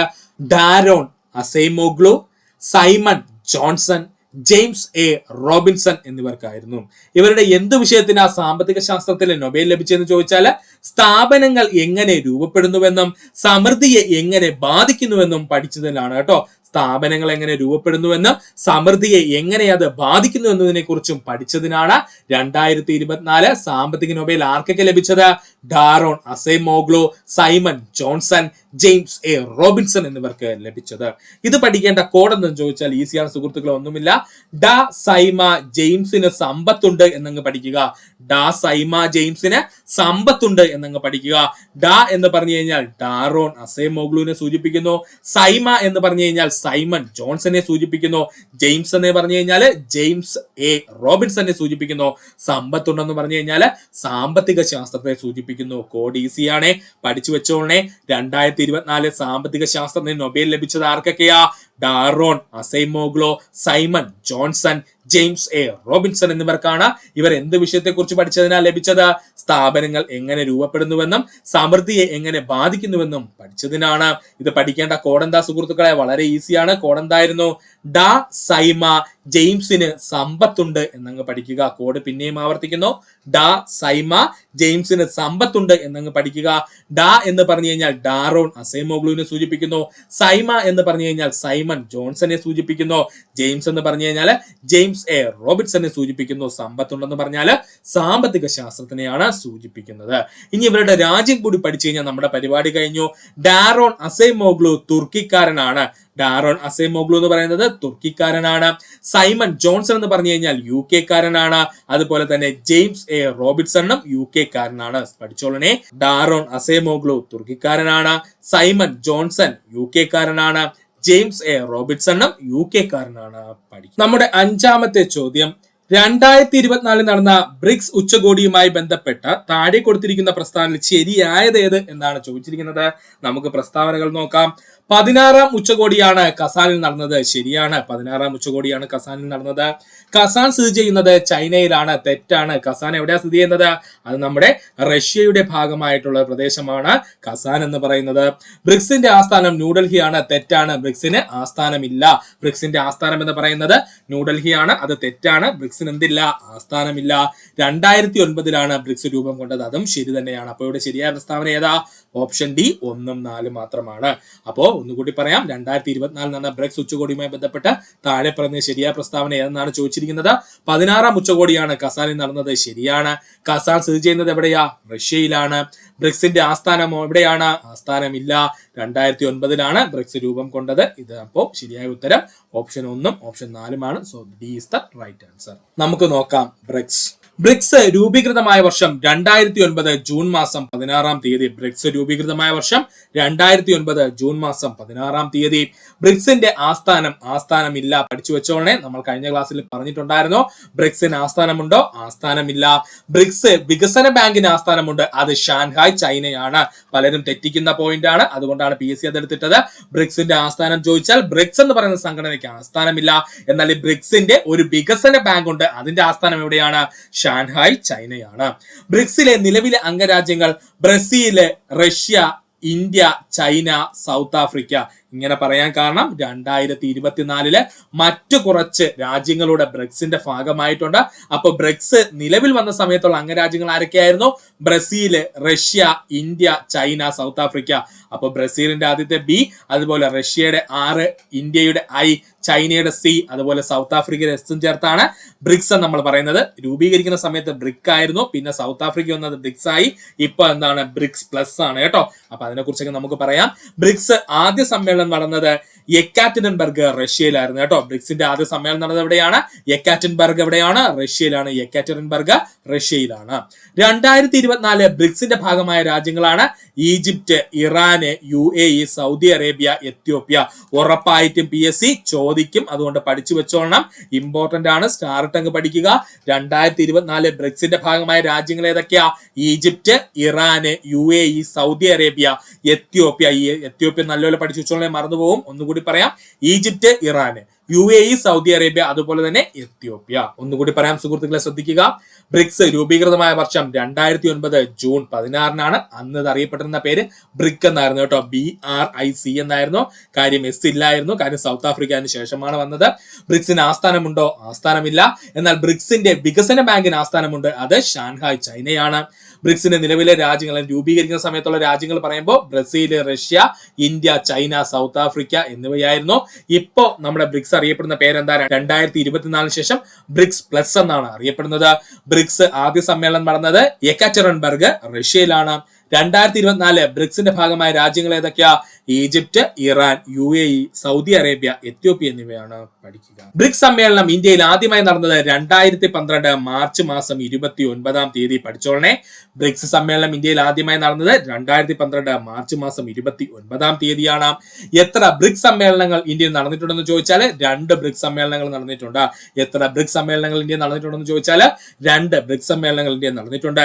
അവസാനമായി ബ്രിക്സ് സമ്മേളനം നടന്നത് 2021 സെപ്റ്റംബർ മാസം 9 തീയതിയാണ് കേട്ടോ. അവസാനമായി ബ്രിക്സ് സമ്മേളനം ഇന്ത്യയിൽ നടന്നത് 2021 സെപ്റ്റംബർ മാസം 9 തീയതിയാണ് കേട്ടോ. പഠിച്ചോളണേ. അവസാനമായിട്ട് ബ്രിക്സിന്റെ സമ്മേളനം ഇന്ത്യയിൽ നടന്നത് എന്നാ? 2021 സെപ്റ്റംബർ മാസം 9 തീയതിയാണ്. എത്രാമത് ബ്രിക്സ് സമ്മേളനമാണ് ഇന്ത്യയിൽ നടന്നതെന്ന് ചോദിച്ചാൽ 8ാമത് ബ്രിക്സ് സമ്മേളനവും 13ാമത് ബ്രിക്സ് സമ്മേളനവും. ഇതൊക്കെയാണ് PSC എടുത്ത് ചോദിക്കുന്ന ചോദ്യങ്ങൾ. എത്രാമത് ബ്രിക്സ് സമ്മേളനങ്ങളാണ് ഇന്ത്യയിൽ നടന്നതെന്ന് ചോദിച്ചാൽ 8ാമത്തെ ബ്രിക്സ് സമ്മേളനവും അതുപോലെ 13ാമത്തെ ബ്രിക്സ് സമ്മേളനവുമാണ് ഇന്ത്യയിൽ നടന്നത്. 14ാമത് ബ്രിക്സ് സമ്മേളനം 2022 വേദി ബെയ്ജിങ്, ചൈനയാണ്.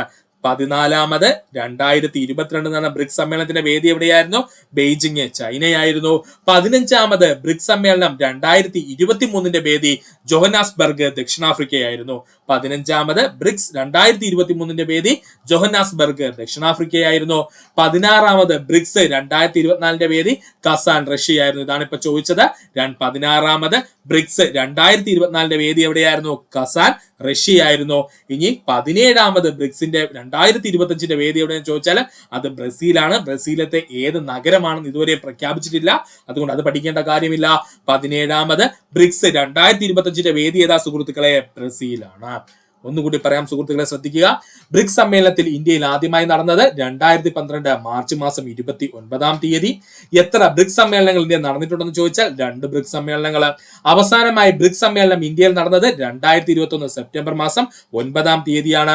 എത്രാമത് ബ്രിക്സ് സമ്മേളനങ്ങളാണ് ഇന്ത്യയിൽ നടന്നതെന്ന് ചോദിച്ചാൽ 8ാമത് ബ്രിക്സ് സമ്മേളനവും 13ാമത് ബ്രിക്സ് സമ്മേളനവും. 14ാമത് ബ്രിക്സ് സമ്മേളനം 2022 വേദി ബെയ്ജിംഗ്, ചൈനയായിരുന്നു. 15ാമത് ബ്രിക്സ് സമ്മേളനം 2023 വേദി ജോഹന്നാസ്ബർഗ്, ദക്ഷിണാഫ്രിക്കയായിരുന്നു. 16ാമത് ബ്രിക്സ് സമ്മേളനം 2024 വേദി കസാൻ, റഷ്യയായിരുന്നു. 17ാമത് ബ്രിക്സ് സമ്മേളനം 2025 വേദി എവിടെയാണ്? ബ്രസീലാണ്. 61ാമത്തെ ചോദ്യം, വിഴിഞ്ഞം തുറമുഖം സ്ഥിതി ചെയ്യുന്നത് ഏത് താലൂക്കിലാണ്? ഉത്തരം ഓപ്ഷൻ ബി, നെയ്യാറ്റിൻകര താലൂക്കിലാണ്. വിഴിഞ്ഞം തുറമുഖം സ്ഥിതി ചെയ്യുന്ന താലൂക്ക് ഏതെന്ന് ചോദിച്ചാൽ ഏതാ സുഹൃത്തുക്കളെ? അത് നെയ്യാറ്റിൻകര താലൂക്കാണ്. വിഴിഞ്ഞം തുറമുഖം ഇന്ത്യയിലെ ആദ്യത്തെ അന്താരാഷ്ട്ര ആഴക്കടൽ ട്രാൻസ്ഷിപ്മെന്റ് തുറമുഖമാണ് വിഴിഞ്ഞം തുറമുഖം. പഠിച്ചോളണേ, ഇന്ത്യയിലെ ആദ്യത്തെ അന്താരാഷ്ട്ര ആഴക്കടൽ ട്രാൻസ്ഷിപ്മെന്റ് തുറമുഖം എന്ന് ചോദിച്ചു കഴിഞ്ഞാൽ അത് വിഴിഞ്ഞം തുറമുഖമാണ്.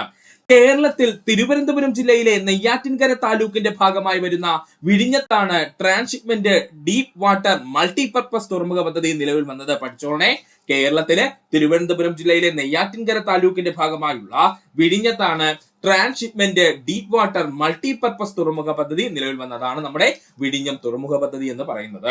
DBFOT മാതൃകയിലാണ് വിഴിഞ്ഞം തുറമുഖം നിർമ്മിച്ചിരിക്കുന്നത്. പഠിച്ചോളനെ, വിഴിഞ്ഞം തുറമുഖം നിർമ്മിച്ചിരിക്കുന്ന മാതൃക എന്ന് ചോദിച്ചു കഴിഞ്ഞാൽ അത് DBFOT മാതൃകയാണ്. വിഴിഞ്ഞം തുറമുഖം പൊതു സ്വകാര്യ പങ്കാളിത്തത്തോടു കൂടിയാണ് ആരംഭിച്ചിരിക്കുന്നത്. വിഴിഞ്ഞം തുറമുഖം പൊതു സ്വകാര്യ പങ്കാളിത്തത്തോടു കൂടിയാണ് ആരംഭിച്ചിരിക്കുന്നത്. അതായത് ഗവൺമെന്റ് സെക്ടറിൽ നിന്നും ഷെയർ ഉണ്ട്, അതുപോലെ തന്നെ പ്രൈവറ്റ് സെക്ടറിൽ നിന്നും ഷെയർ ഉണ്ട് എന്നർത്ഥം കേട്ടോ. ഒന്നുകൂടി പറയാൻ സുഹൃത്തുക്കളെ ശ്രദ്ധിക്കുക. വിഴിഞ്ഞം തുറമുഖത്തെ പറ്റിയാണ് നമ്മൾ പറഞ്ഞുകൊണ്ടിരുന്നത്. ഇന്ത്യയിലെ ആദ്യത്തെ അന്താരാഷ്ട്ര ആഴക്കടൽ ട്രാൻസ്ഷിപ്മെന്റ് തുറമുഖം എന്നറിയപ്പെടുന്നത് വിഴിഞ്ഞം തുറമുഖമാണ്. കേരളത്തിൽ തിരുവനന്തപുരം ജില്ലയിലെ നെയ്യാറ്റിൻകര താലൂക്കിന്റെ ഭാഗമായി വരുന്ന വിഴിഞ്ഞത്താണ് ട്രാൻസ്ഷിപ്മെന്റ് ഡീപ് വാട്ടർ മൾട്ടിപർപ്പസ് തുറമുഖം എന്നറിയപ്പെടുന്ന വിഴിഞ്ഞം തുറമുഖം സ്ഥാപിച്ചിരിക്കുന്നത്. DBFOT മാതൃകയിലാണ് വിഴിഞ്ഞം തുറമുഖം നിർമ്മിച്ചിരിക്കുന്നത്. ആ മാതൃക മറന്നുപോലെ DBFOT മാതൃകയിലാണ്. വിഴിഞ്ഞം തുറമുഖം പൊതു സ്വകാര്യ മേഖലാ പങ്കാളിത്തത്തോടു കൂടിയാണ് ആരംഭിച്ചിരിക്കുന്നത്. ഇമ്പോർട്ടന്റ് ആണ്. വിഴിഞ്ഞം തുറമുഖത്ത് ആരൊക്കെയുണ്ട്? വിഴിഞ്ഞം തുറമുഖത്തിലെ ഗവൺമെന്റ് സെക്ടറിൽ നിന്നുള്ള ഫണ്ടുമുണ്ട്, അതുപോലെ പ്രൈവറ്റ് സെക്ടറിൽ നിന്നുള്ള ഫണ്ടുമുണ്ട്. സുഹൃത്തുക്കൾ പഠിക്കുക. വിഴിഞ്ഞം തുറമുഖത്തിന്റെ നിർമ്മാണവുമായി ബന്ധപ്പെട്ടിരിക്കുന്ന കമ്പനി അദാനി ഗ്രൂപ്പ്. നമുക്ക് എല്ലാവർക്കും അറിയാം, വിഴിഞ്ഞം തുറമുഖത്തിന്റെ നിർമ്മാണവുമായി ബന്ധപ്പെട്ടിരിക്കുന്ന കമ്പനി ഏതാ? അദാനി ഗ്രൂപ്പാണ്. 20 മുതൽ 30 വർഷം വരെയാണ് അദാനി ഗ്രൂപ്പിന് വിഴിഞ്ഞം തുറമുഖത്തിന്റെ നടത്തിപ്പ് അവകാശം നൽകിയിരിക്കുന്നത്. 20 മുതൽ 30 വർഷം വരെയാണ് അദാനി ഗ്രൂപ്പിന് വിഴിഞ്ഞം തുറമുഖത്തിന്റെ നടത്തിപ്പ് അവകാശം നൽകിയിരിക്കുന്നത്. അതിനുശേഷം അത് പിന്നെ ആരിലേക്ക് പോകും? നമ്മുടെ സെൻട്രൽ ഗവൺമെന്റിലേക്ക് കൈമാറ്റം ചെയ്യപ്പെടും. വിഴിഞ്ഞം തുറമുഖത്തിന്റെ നിർമ്മാണത്തിനായി കേരളം വിട്ടുകൊടുത്തത് 500 ഏക്കർ. പഠിച്ചോളനെ, വിഴിഞ്ഞം തുറമുഖത്തിന്റെ നിർമ്മാണവുമായി ബന്ധപ്പെട്ട കേരളം വിട്ടുകൊടുത്ത എത്ര ഏക്കർ സ്ഥലമാ? 500 ഏക്കർ സ്ഥലമാണ്. 20 മീറ്റർ വരെ സ്വാഭാവിക ആഴമുള്ള ഇന്ത്യയിലെ ആദ്യത്തെ അന്താരാഷ്ട്ര ഡീപ് വാട്ടർ ട്രാൻസ്ഷിപ്മെന്റ് തുറമുഖം എന്ന് ചോദിച്ചാൽ അത് വിഴിഞ്ഞമാണ്. പഠിച്ചോളനെ, 20 മീറ്റർ വരെ നാച്ചുറൽ ആയിട്ട് അല്ലെങ്കിൽ സ്വാഭാവിക ആഴമുള്ള ഇന്ത്യയിലെ ആദ്യത്തെ അന്താരാഷ്ട്ര ഡീപ് വാട്ടർ ട്രാൻസ്ഷിപ്മെന്റ് തുറമുഖം എന്നറിയപ്പെടുന്ന ഏതാ? അത് വിഴിഞ്ഞമാണ്. വലിയ കപ്പലുകളും മദർഷിപ്പുകളും അനായാസം വിഴിഞ്ഞം തുറമുഖത്തിൽ അടുപ്പിക്കുവാൻ കഴിയും. അത് തന്നെയാണ് വിഴിഞ്ഞം തുറമുഖത്തിന്റെ ഏറ്റവും വലിയ പ്രത്യേകത കേട്ടോ. വലിയ ഷിപ്പുകളും അല്ലെങ്കിൽ വലിയ കപ്പലുകളും അതുപോലെ തന്നെ മദർഷിപ്പുകളും അനായാസം വിഴിഞ്ഞം തുറമുഖത്തിൽ അടുപ്പിക്കാൻ കഴിയും. ഇത് തന്നെയാണ് വിഴിഞ്ഞം തുറമുഖത്തിന്റെ ഏറ്റവും വലിയ പ്രത്യേകത. അന്താരാഷ്ട്ര ഷിപ്പിംഗ് റൂട്ടിൽ നിന്നും 10 നോട്ടിക്കൽ മൈൽ അകലെയാണ് വിഴിഞ്ഞം തുറമുഖം സ്ഥിതി ചെയ്യുന്നത്. അതുകൊണ്ട് തന്നെ ഇതൊരു ഹബ്ബായിട്ട് പ്രവർത്തിക്കുകയും ചെയ്യും കേട്ടോ. അന്താരാഷ്ട്ര ഷിപ്പിംഗ് റൂട്ടിൽ നിന്നും 10 നോട്ടിക്കൽ മൈൽ അകലെയാണ് വിഴിഞ്ഞം തുറമുഖം സ്ഥിതി ചെയ്യുന്നത്. അതുകൊണ്ട് തന്നെ ഇതൊരു ഹബ്ബായിട്ട് പ്രവർത്തിക്കാനും സാധ്യതയുണ്ട്. സുഹൃത്തുക്കൾ പഠിക്കുക. 62ാമത്തെ ചോദ്യം, മൺസൂൺ മഴയും ഇടവിട്ട് വേനൽക്കാലവും മാറി മാറി അനുഭവപ്പെടുന്ന പ്രദേശങ്ങളിൽ രൂപപ്പെടുന്ന മണ്ണിനം ഏതാണ്? എല്ലാ തവണയും ചോദിക്കുന്ന ചോദ്യമാണ്. ഉത്തരം ലാറ്ററൈറ്റ് മണ്ണ്.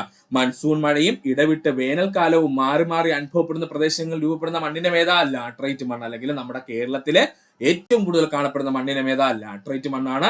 അപ്പോൾ നമുക്ക് ലാറ്ററൈറ്റ് മണ്ണിനെ പറ്റി ഒന്ന് പഠിക്കാം. എന്താ മണ്ണെന്ന് പറഞ്ഞു കഴിഞ്ഞാല് അപക്ഷയ പ്രക്രിയയിലൂടെ ശിലകൾ പൊടിഞ്ഞും അതിൽ ജൈവാവശിഷ്ടങ്ങൾ ജീർണിച്ചു ചേർന്നും ദീർഘകാലത്തെ പ്രക്രിയ വഴി രൂപപ്പെടുന്ന പ്രകൃതി വിഭവമാണ് മണ്ണ് എന്ന പേരിൽ അറിയപ്പെടുന്നത്. എന്താണ് മണ്ണ് എന്ന പേരിൽ അറിയപ്പെടുന്നത്? മണ്ണ് രൂപപ്പെടുന്ന പ്രക്രിയയെ സ്വാധീനിക്കുന്ന ഭൂമിയുടെ പാളിയെ പെഡോസ്പിയർ എന്ന പേരിൽ അറിയപ്പെടുന്നു. പഠിച്ചോളെ, മണ്ണ് രൂപപ്പെടുന്ന പ്രക്രിയയെ സ്വാധീനിക്കുന്ന ഭൂമിയുടെ പാളിയെ അറിയപ്പെടുന്ന പേരാണ് പെഡോസ്പിയർ. എന്താ പേര്? പെഡോസ്പിയർ. മണ്ണ് രൂപം കൊള്ളുന്ന പ്രക്രിയ അറിയപ്പെടുന്ന പേരാണ് പെഡോജെനിസിസ്. പഠിച്ചോളെ, മണ്ണ് രൂപപ്പെടുന്ന പ്രക്രിയ അറിയപ്പെടുന്ന പേരെന്താണ്? പെഡോജെനിസിസ്.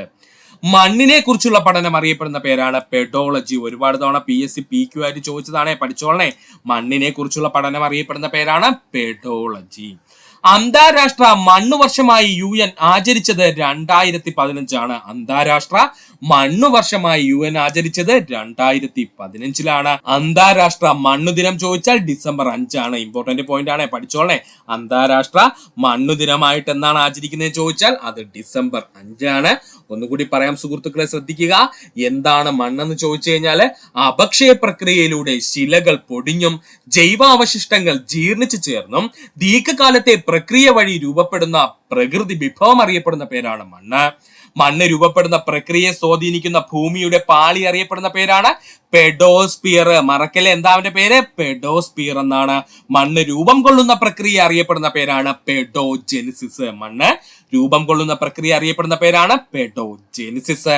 മണ്ണിനെ കുറിച്ചുള്ള പഠനം അറിയപ്പെടുന്ന പേരാണ് പെഡോളജി. മണ്ണിനെ കുറിച്ചുള്ള പഠനം അറിയപ്പെടുന്ന പേരാണ് പെഡോളജി. അന്താരാഷ്ട്ര മണ്ണു വർഷമായി UN ആചരിച്ചത് 2015 അന്താരാഷ്ട്ര മണ്ണു വർഷമായി UN ആചരിച്ചത് 2015 അന്താരാഷ്ട്ര മണ്ണു ദിനമാണെങ്കിൽ അത് December 5. ലാറ്ററൈറ്റ് മണ്ണ് കണ്ടോ സുഹൃത്തുക്കളെ? ലാറ്ററൈറ്റ് മണ്ണ്, ഈ ഫോട്ടോ ശ്രദ്ധിച്ചോളെ, എന്നിട്ട് വേണം നമ്മൾ പറയുന്ന പോയിന്റ്സ് നോക്കാം കേട്ടോ സുഹൃത്തുക്കളെ. അപ്പോൾ ലാറ്ററൈറ്റ് മണ്ണിനെ പറ്റിയാണ് നമ്മൾ ഇന്ന് പഠിക്കാൻ പോകുന്നത്. നമുക്ക് നോക്കാം. കേരളത്തിലെ ഏറ്റവും കൂടുതൽ കാണപ്പെടുന്ന മണ്ണിനം ലാറ്ററൈറ്റ് മണ്ണാണ്. ഇമ്പോർട്ടന്റ് പോയിന്റ്, അത് LGS തൊട്ട് ഡിഗ്രി വരെയുള്ള ഏതൊരു എക്സാം ആവട്ടെ അതിൽ കൃത്യമായി ചോദിക്കുന്ന പോയിന്റ് ആണ്. കേരളത്തിലെ ഏറ്റവും കൂടുതൽ കാണപ്പെടുന്ന മണ്ണിനം ഏതാണ്? ലാറ്ററൈറ്റ് മണ്ണാണ്. കേരളത്തിന്റെ 65% വ്യാപിച്ചു കിടക്കുന്ന മണ്ണിനം ചോദിച്ചാൽ അത് ലാറ്ററൈറ്റ് മണ്ണാണ്. കേരളത്തിന്റെ 65% വ്യാപിച്ചു കിടക്കുന്ന മണ്ണിനം ചോദിച്ചാലും അത് ലാറ്ററൈറ്റ് മണ്ണാണ്. ചെങ്കൽ മണ്ണ് എന്ന പേരിൽ അറിയപ്പെടുന്നത് ലാറ്ററൈറ്റ് മണ്ണ്. വീണ്ടും പ്രീവിയസ് ക്വസ്റ്റ്യൻ വന്നിരിക്കുന്നു. ചെങ്കൽ മണ്ണ് എന്ന പേരിൽ അറിയപ്പെടുന്നത് ആരാണ്? ലാറ്ററൈറ്റ് മണ്ണാണ്. ചെങ്കൽ പാറകൾ അഥവാ ലാറ്ററൈറ്റ് പാറകൾ പൊടിഞ്ഞാണ് ലാറ്ററൈറ്റ് മണ്ണ് രൂപപ്പെടുന്നത് അഥവാ ചെങ്കൽ മണ്ണ് രൂപപ്പെടുന്നത്. ചെങ്കൽ പാറകൾ അഥവാ ലാറ്ററൈറ്റ് പാറകൾ പൊടിഞ്ഞാണ് ലാറ്ററൈറ്റ് മണ്ണ് അഥവാ ചെങ്കൽ മണ്ണ് രൂപപ്പെടുന്നത്. പഠിക്കുക. അമ്ലത കൂടിയ ചെങ്കൽ പാറകൾ കൂടുതൽ അപരദന പ്രക്രിയയ്ക്ക് വിധേയമാകുന്നു. അതുകൊണ്ട് തന്നെ ലാറ്ററൈറ്റ് മണ്ണിന് അമ്ല സ്വഭാവം കൂടുതലാണ്. പഠിച്ചോളനെ. അമ്ലത കൂടിയ ചെങ്കൽ പാറകൾ കൂടുതൽ അപരദന പ്രക്രിയയ്ക്ക് വിധേയമാകുന്നത് കൊണ്ട് തന്നെ ലാറ്ററൈറ്റ് മണ്ണിന് അമ്ല സ്വഭാവം കൂടുതലായിരിക്കും.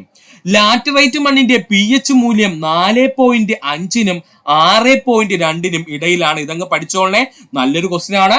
ലാറ്ററൈറ്റ് മണ്ണിന്റെ pH മൂല്യം ചോദിച്ചാൽ 4.5-നും 6.2-നും ഇടയിലാണ്.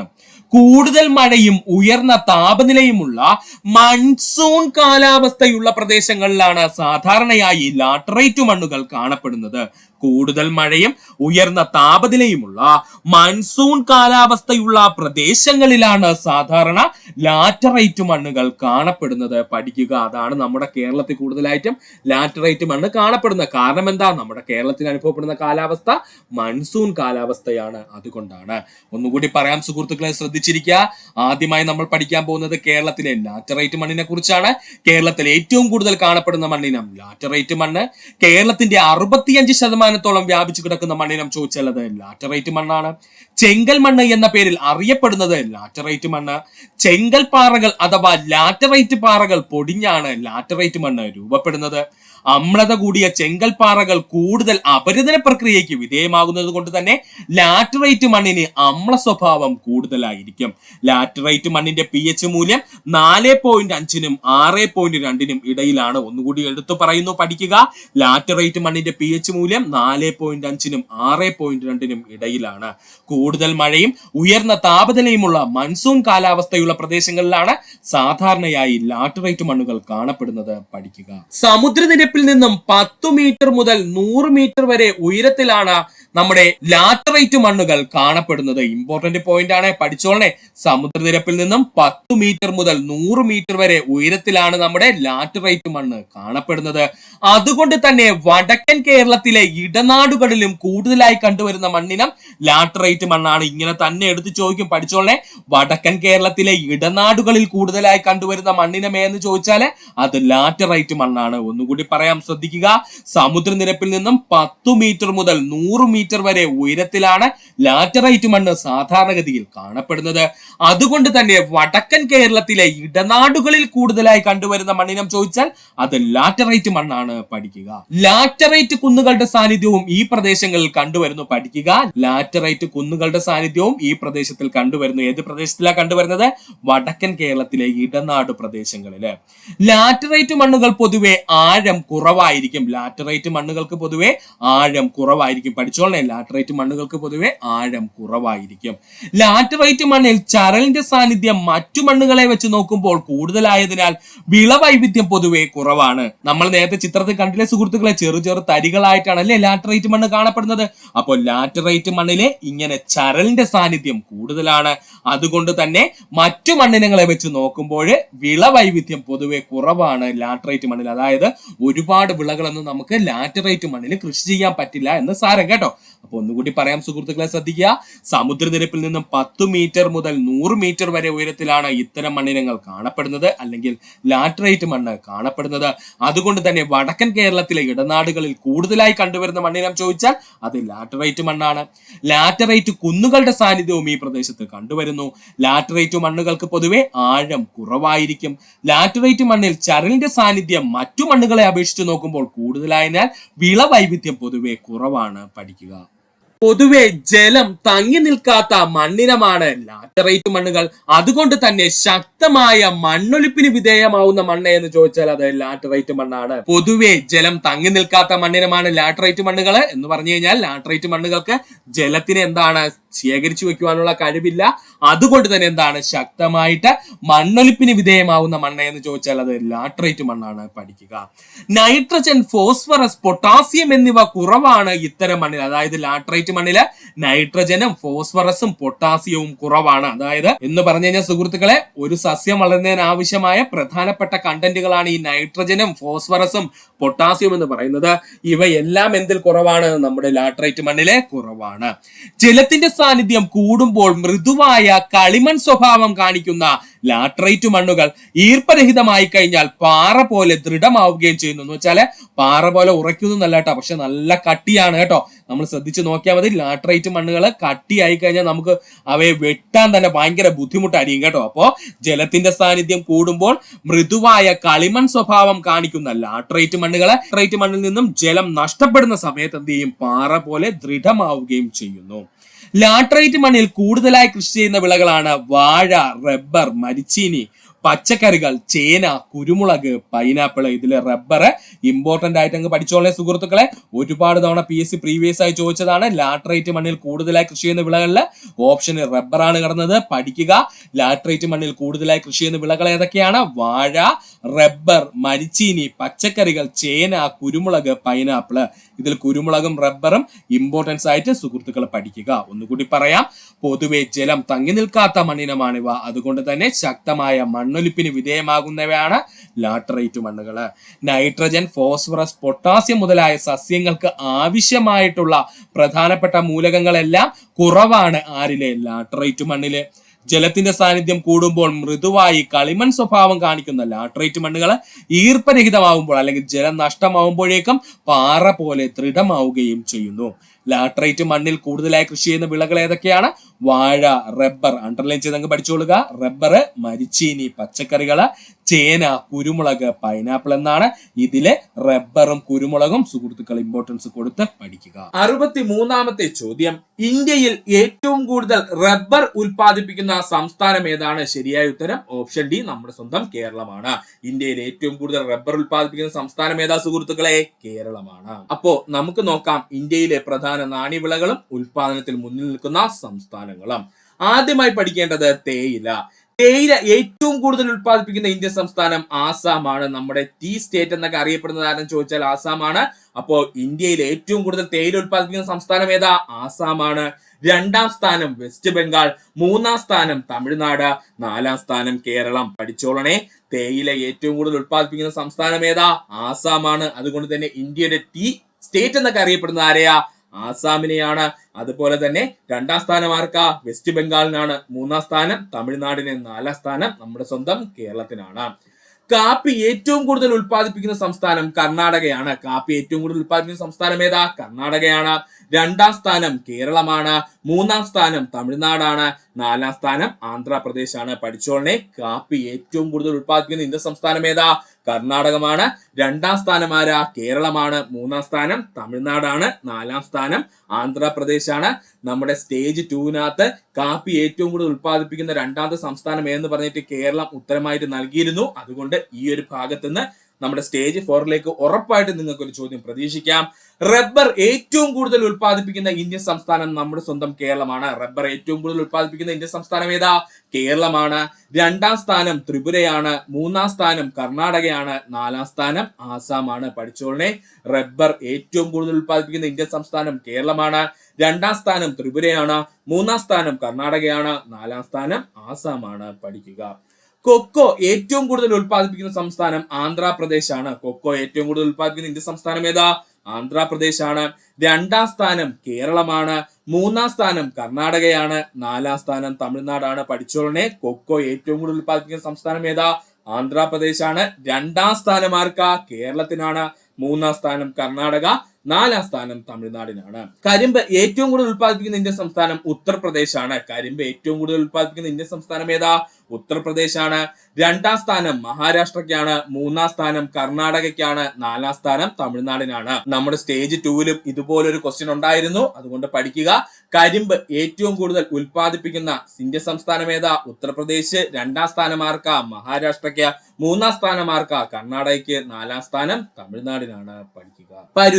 പരുത്തി ഏറ്റവും കൂടുതൽ ഉൽപ്പാദിപ്പിക്കുന്ന ഇന്ത്യൻ സംസ്ഥാനം ഗുജറാത്ത് ആണ്. 2ാം സ്ഥാനം മഹാരാഷ്ട്ര. 3ാം സ്ഥാനം തെലങ്കാന. 4ാം സ്ഥാനം രാജസ്ഥാനാണ്. 4ാം സ്ഥാനം പഠിച്ചോളനെ ആരാണ്? രാജസ്ഥാനാണ്.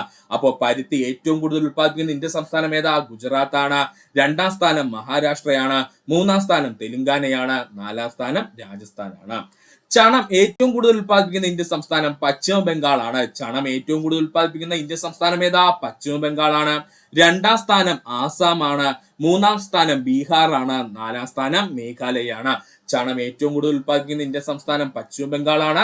2ാം സ്ഥാനം ആസാമാണ്. 3ാം സ്ഥാനം ബീഹാർ ആണ്. 4ാം സ്ഥാനം മേഘാലയാണ്. ഈ ഒരു ചോദ്യം ചോദിക്കാൻ ചാൻസ് കൂടുതലാണ്. പഠിക്കുക. പുകയില ഏറ്റവും കൂടുതൽ ഉൽപ്പാദിപ്പിക്കുന്ന ഇന്ത്യൻ സംസ്ഥാനം ഗുജറാത്ത് ആണ്. 2ാം സ്ഥാനം ആന്ധ്രാപ്രദേശ്. 3ാം സ്ഥാനം ഉത്തർപ്രദേശ്. 4ാം സ്ഥാനം കർണാടകയാണ്. പഠിച്ചോളനെ, പുകയില ഏറ്റവും കൂടുതൽ ഉൽപ്പാദിപ്പിക്കുന്ന ഇന്ത്യൻ സംസ്ഥാനം ഏതാണ്? ഗുജറാത്ത് ആണ്.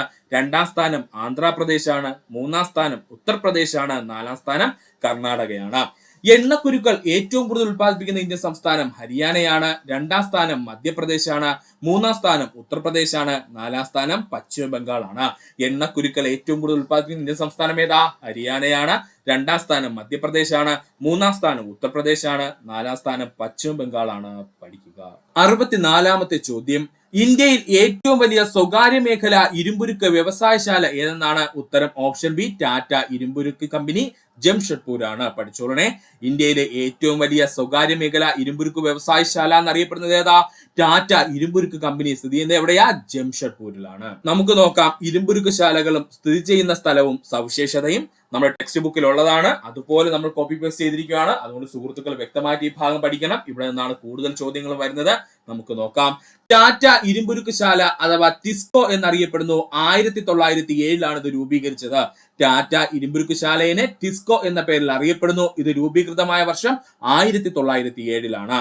ഇത് സ്ഥിതി ചെയ്യുന്നത് ജംഷഡ്പൂർ ജാർഖണ്ഡിലാണ്. പഠിച്ചോളനെ, ടിസ്കോ ആസ്ഥാനം എവിടെയാ? ജംഷഡ്പൂർ ജാർഖണ്ഡിലാണ്. ഇവന്റെ പ്രത്യേകത എന്താ? ഏറ്റവും വലിയ സ്വകാര്യ മേഖല ഇരുമ്പുരുക്ക് വ്യവസായശാല എന്നറിയപ്പെടുന്നത് എന്ന് ചോദിച്ചു കഴിഞ്ഞാൽ അത് നമ്മുടെ ടാറ്റ ഇരുമ്പുരുക്ക് ശാലയാണ്. ഇന്ത്യയിലെ ഏറ്റവും വലിയ സ്വകാര്യ മേഖലയിലുള്ള ഏറ്റവും വലിയ ഇരുമ്പുരുക്ക് വ്യവസായശാല എന്ന് ചോദിച്ചാൽ അത് ടാറ്റ ഇരുമ്പുരുക്ക് വ്യവസായശാലയാണ്. ടിസ്കോ രൂപീകൃതമായ വർഷം എന്ന 1907. എവിടെയാ സ്ഥാപിതമായത്? ജംഷഡ്പൂർ ജാർഖണ്ഡിലാണ്. അടുത്തതായി നമുക്ക് നോക്കാനുള്ളതാണ് Indian iron and Steel Company അഥവാ IISCO. Indian iron and Steel Company IISCO. IISCO സ്ഥിതി ചെയ്യുന്നത് 3 പ്രധാനപ്പെട്ട പ്രദേശങ്ങളിലായിട്ടാണ്. അവ ഏതൊക്കെയെന്ന് ചോദിച്ചാൽ, ഒന്ന് കുൾട്ടിയിൽ ഒരു പ്ലാന്റ് ഉണ്ട് നമ്മുടെ ഇസ്കോയ്ക്ക്. അതുപോലെ ബറൻപൂരിൽ ഒരു പ്ലാന്റ് ഉണ്ട് ഇസ്കോയ്ക്ക്. അതുപോലെ തന്നെ ഹിരാപൂരിലും ഒരു പ്ലാന്റ് ഉണ്ട് ഇസ്കോയ്ക്ക്. ഇത് 3 സുഹൃത്തുക്കൾ പഠിച്ചോളണേ. അപ്പോൾ Indian iron and Steel Company IISCO എന്ന് പറയുന്നത് 3 പ്രദേശങ്ങളിലായിട്ട് വ്യാപിച്ചു കിടക്കുന്നു. ഒരെണ്ണം കുൾട്ടി, മറ്റൊന്ന് ബറൻപൂർ, മറ്റൊന്ന് എന്താണ്? ഹിരാപൂർ. ഈ 3 പ്രദേശങ്ങളും പഠിച്ചോളുക. എന്താ ഈ ഇസ്കോയുടെ ഏറ്റവും വലിയ പ്രത്യേകത എന്ന് ചോദിച്ചു കഴിഞ്ഞാൽ, പൊതുമേഖലയിലെ ആദ്യത്തെ ഇരുമ്പുരുക്ക് ശാല എന്നറിയപ്പെടുന്നത് ആരെന്ന് ചോദിച്ചാൽ അത് ഇസ്കോയാണ്. പഠിച്ചോളനെ, ഇന്ത്യൻ അയൺ ആൻഡ് സ്റ്റീൽ കമ്പനിയാണ് പൊതുമേഖലയിലെ ആദ്യത്തെ ഇരുമ്പുരുക്കുശാല എന്നറിയപ്പെടുന്നത് പഠിക്കുക. അടുത്തതായി നമുക്ക് പഠിക്കേണ്ടതാണ് Visvesvaraya iron and steel work limited. ഏതാണ് പേര്? Visvesvaraya iron and steel work limited ആണ്. ഈ Visvesvaraya iron and steel work limited സ്ഥിതി ചെയ്യുന്നത് ഭദ്രാവതി, കർണാടക. ഇമ്പോർട്ടന്റ് ആണ്. നമ്മുടെ വിശ്വേശ്വരയ്യ സ്റ്റീൽ പ്ലാന്റ് സ്ഥിതി ചെയ്യുന്നത് എവിടെയാണെന്ന് ചോദിച്ചാൽ ഭദ്രാവതി, കർണാടകത്തിലാണ്. ഇതിന്റെ പ്രത്യേകത എന്താണെന്ന് ചോദിച്ചു കഴിഞ്ഞാൽ ദക്ഷിണേന്ത്യയിലെ ആദ്യത്തെ ഇരുമ്പുരുക്കുശാലയാണ് Visvesvaraya iron and steel work limited എന്ന് പറയുന്നത്. പഠിച്ചോളനെ, ദക്ഷിണേന്ത്യയിലെ ആദ്യത്തെ ഇരുമ്പുരുക്കുശാല എന്നറിയപ്പെടുന്നത് വിശ്വേശ്വരയ്യ സ്റ്റീൽ പ്ലാന്റ് ആണ്. ഓർക്കുക. Bhilai steel plant. Bhilai steel plant സ്ഥിതി ചെയ്യുന്നത് ദുർഗ്, ഛത്തീസ്ഗഡ്. ഭിലായ് സ്റ്റീൽ പ്ലാന്റ് സ്ഥിതി ചെയ്യുന്നത് എവിടെയാണ്? ദുർഗ്, ഛത്തീസ്ഗഡിലാണ്. ഇവന്റെ പ്രത്യേകത എന്താ? 1959 റഷ്യയുടെ സാങ്കേതിക സഹായത്തോടു കൂടി സ്ഥാപിച്ചത് എന്ന് ചോദിച്ചു കഴിഞ്ഞാൽ അത് ഭിലായ് ഇരുമ്പുരുക്കുശാലയാണ് കേട്ടോ. അപ്പൊ ഭിലായ് ഇരുമ്പുരുക്കുശാല സ്ഥിതി ചെയ്യുന്നത് എവിടെയാണ്? ദുർഗ്, ഛത്തീസ്ഗഡിലാണ്. ഇതിന്റെ പ്രത്യേകത എന്താ? 1959 റഷ്യയുടെ സാങ്കേതിക സഹായത്തോടെ സ്ഥാപിച്ചതാണ് ആരെന്ന് പറയുന്നത്? ഭിലായ് സ്റ്റീൽ പ്ലാന്റ് എന്ന് പറയുന്നത്. റൂർക്കേല. റൂർക്കേല സ്ഥിതി ചെയ്യുന്നത് സുന്ദർഗഡ്, ഒഡീഷ. റൂർക്കേല സ്ഥിതി ചെയ്യുന്നത് എവിടെയാണ്? സുന്ദർഗഡ്, ഒഡീഷയിലാണ്. ഇതിന്റെ പ്രത്യേകത എന്താ?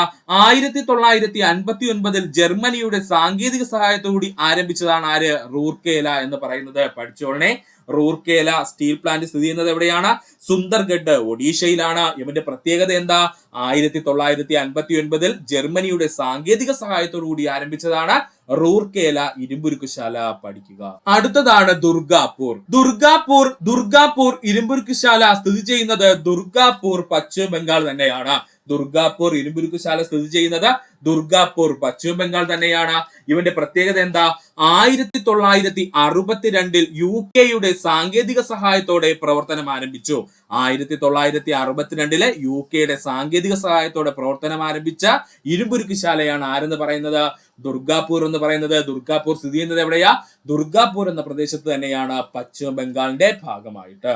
അടുത്തതാണ് ബൊക്കാറോ. ബൊക്കാറോ സ്ഥിതി ചെയ്യുന്നത് ബൊക്കാറോ തന്നെയാണ്, അത് ജാർഖണ്ഡ് സംസ്ഥാനത്താണ്. അപ്പോ ബൊക്കാറോ ഇരുമ്പുരുക്കുശാല സ്ഥിതി ചെയ്യുന്നത് ബൊക്കാറോ എന്ന് പറഞ്ഞ പ്രദേശത്താണ്. അത് എവിടെയാ? ജാർഖണ്ഡ് സംസ്ഥാനത്തിന്റെ ഭാഗമാണ്. 1964 റഷ്യയുടെ സാങ്കേതിക സഹായത്തോടെ പ്രവർത്തനം ആരംഭിച്ചതാണ് ബൊക്കാറോ ഇരുമ്പുരുക്കുശാല. പഠിച്ചോളനെ, 1964 റഷ്യയുടെ സാങ്കേതിക സഹായത്തോടെ പ്രവർത്തനം ആരംഭിച്ച ഇരുമ്പുരുക്കുശാലയാണ് ബൊക്കാറോ ഇരുമ്പുരുക്കുശാല എന്നുള്ളത് പഠിച്ചു വെക്കും. ഇത്രയും നേരം ഈ വീഡിയോ സുഹൃത്തുക്കൾ എല്ലാവർക്കും നന്ദി, നമസ്കാരം. നിങ്ങൾക്ക് വീഡിയോ ഇഷ്ടമായെങ്കിൽ നിങ്ങൾ സുഹൃത്തുക്കളോട് ഷെയർ ചെയ്ത് കൊടുക്കുക. അതിനോടൊപ്പം തന്നെ നമ്മുടെ ചാനൽ സബ്സ്ക്രൈബ് ചെയ്ത് സഹായിക്കുക. നിങ്ങളുടെ വിലയേറിയ അഭിപ്രായങ്ങൾ നമുക്ക് കമന്റ് രൂപത്തിൽ രേഖപ്പെടുത്തുക. എല്ലാ സുഹൃത്തുക്കളും നന്ദി, നമസ്കാരം. നല്ലൊരു ദിവസം നേരുന്നു.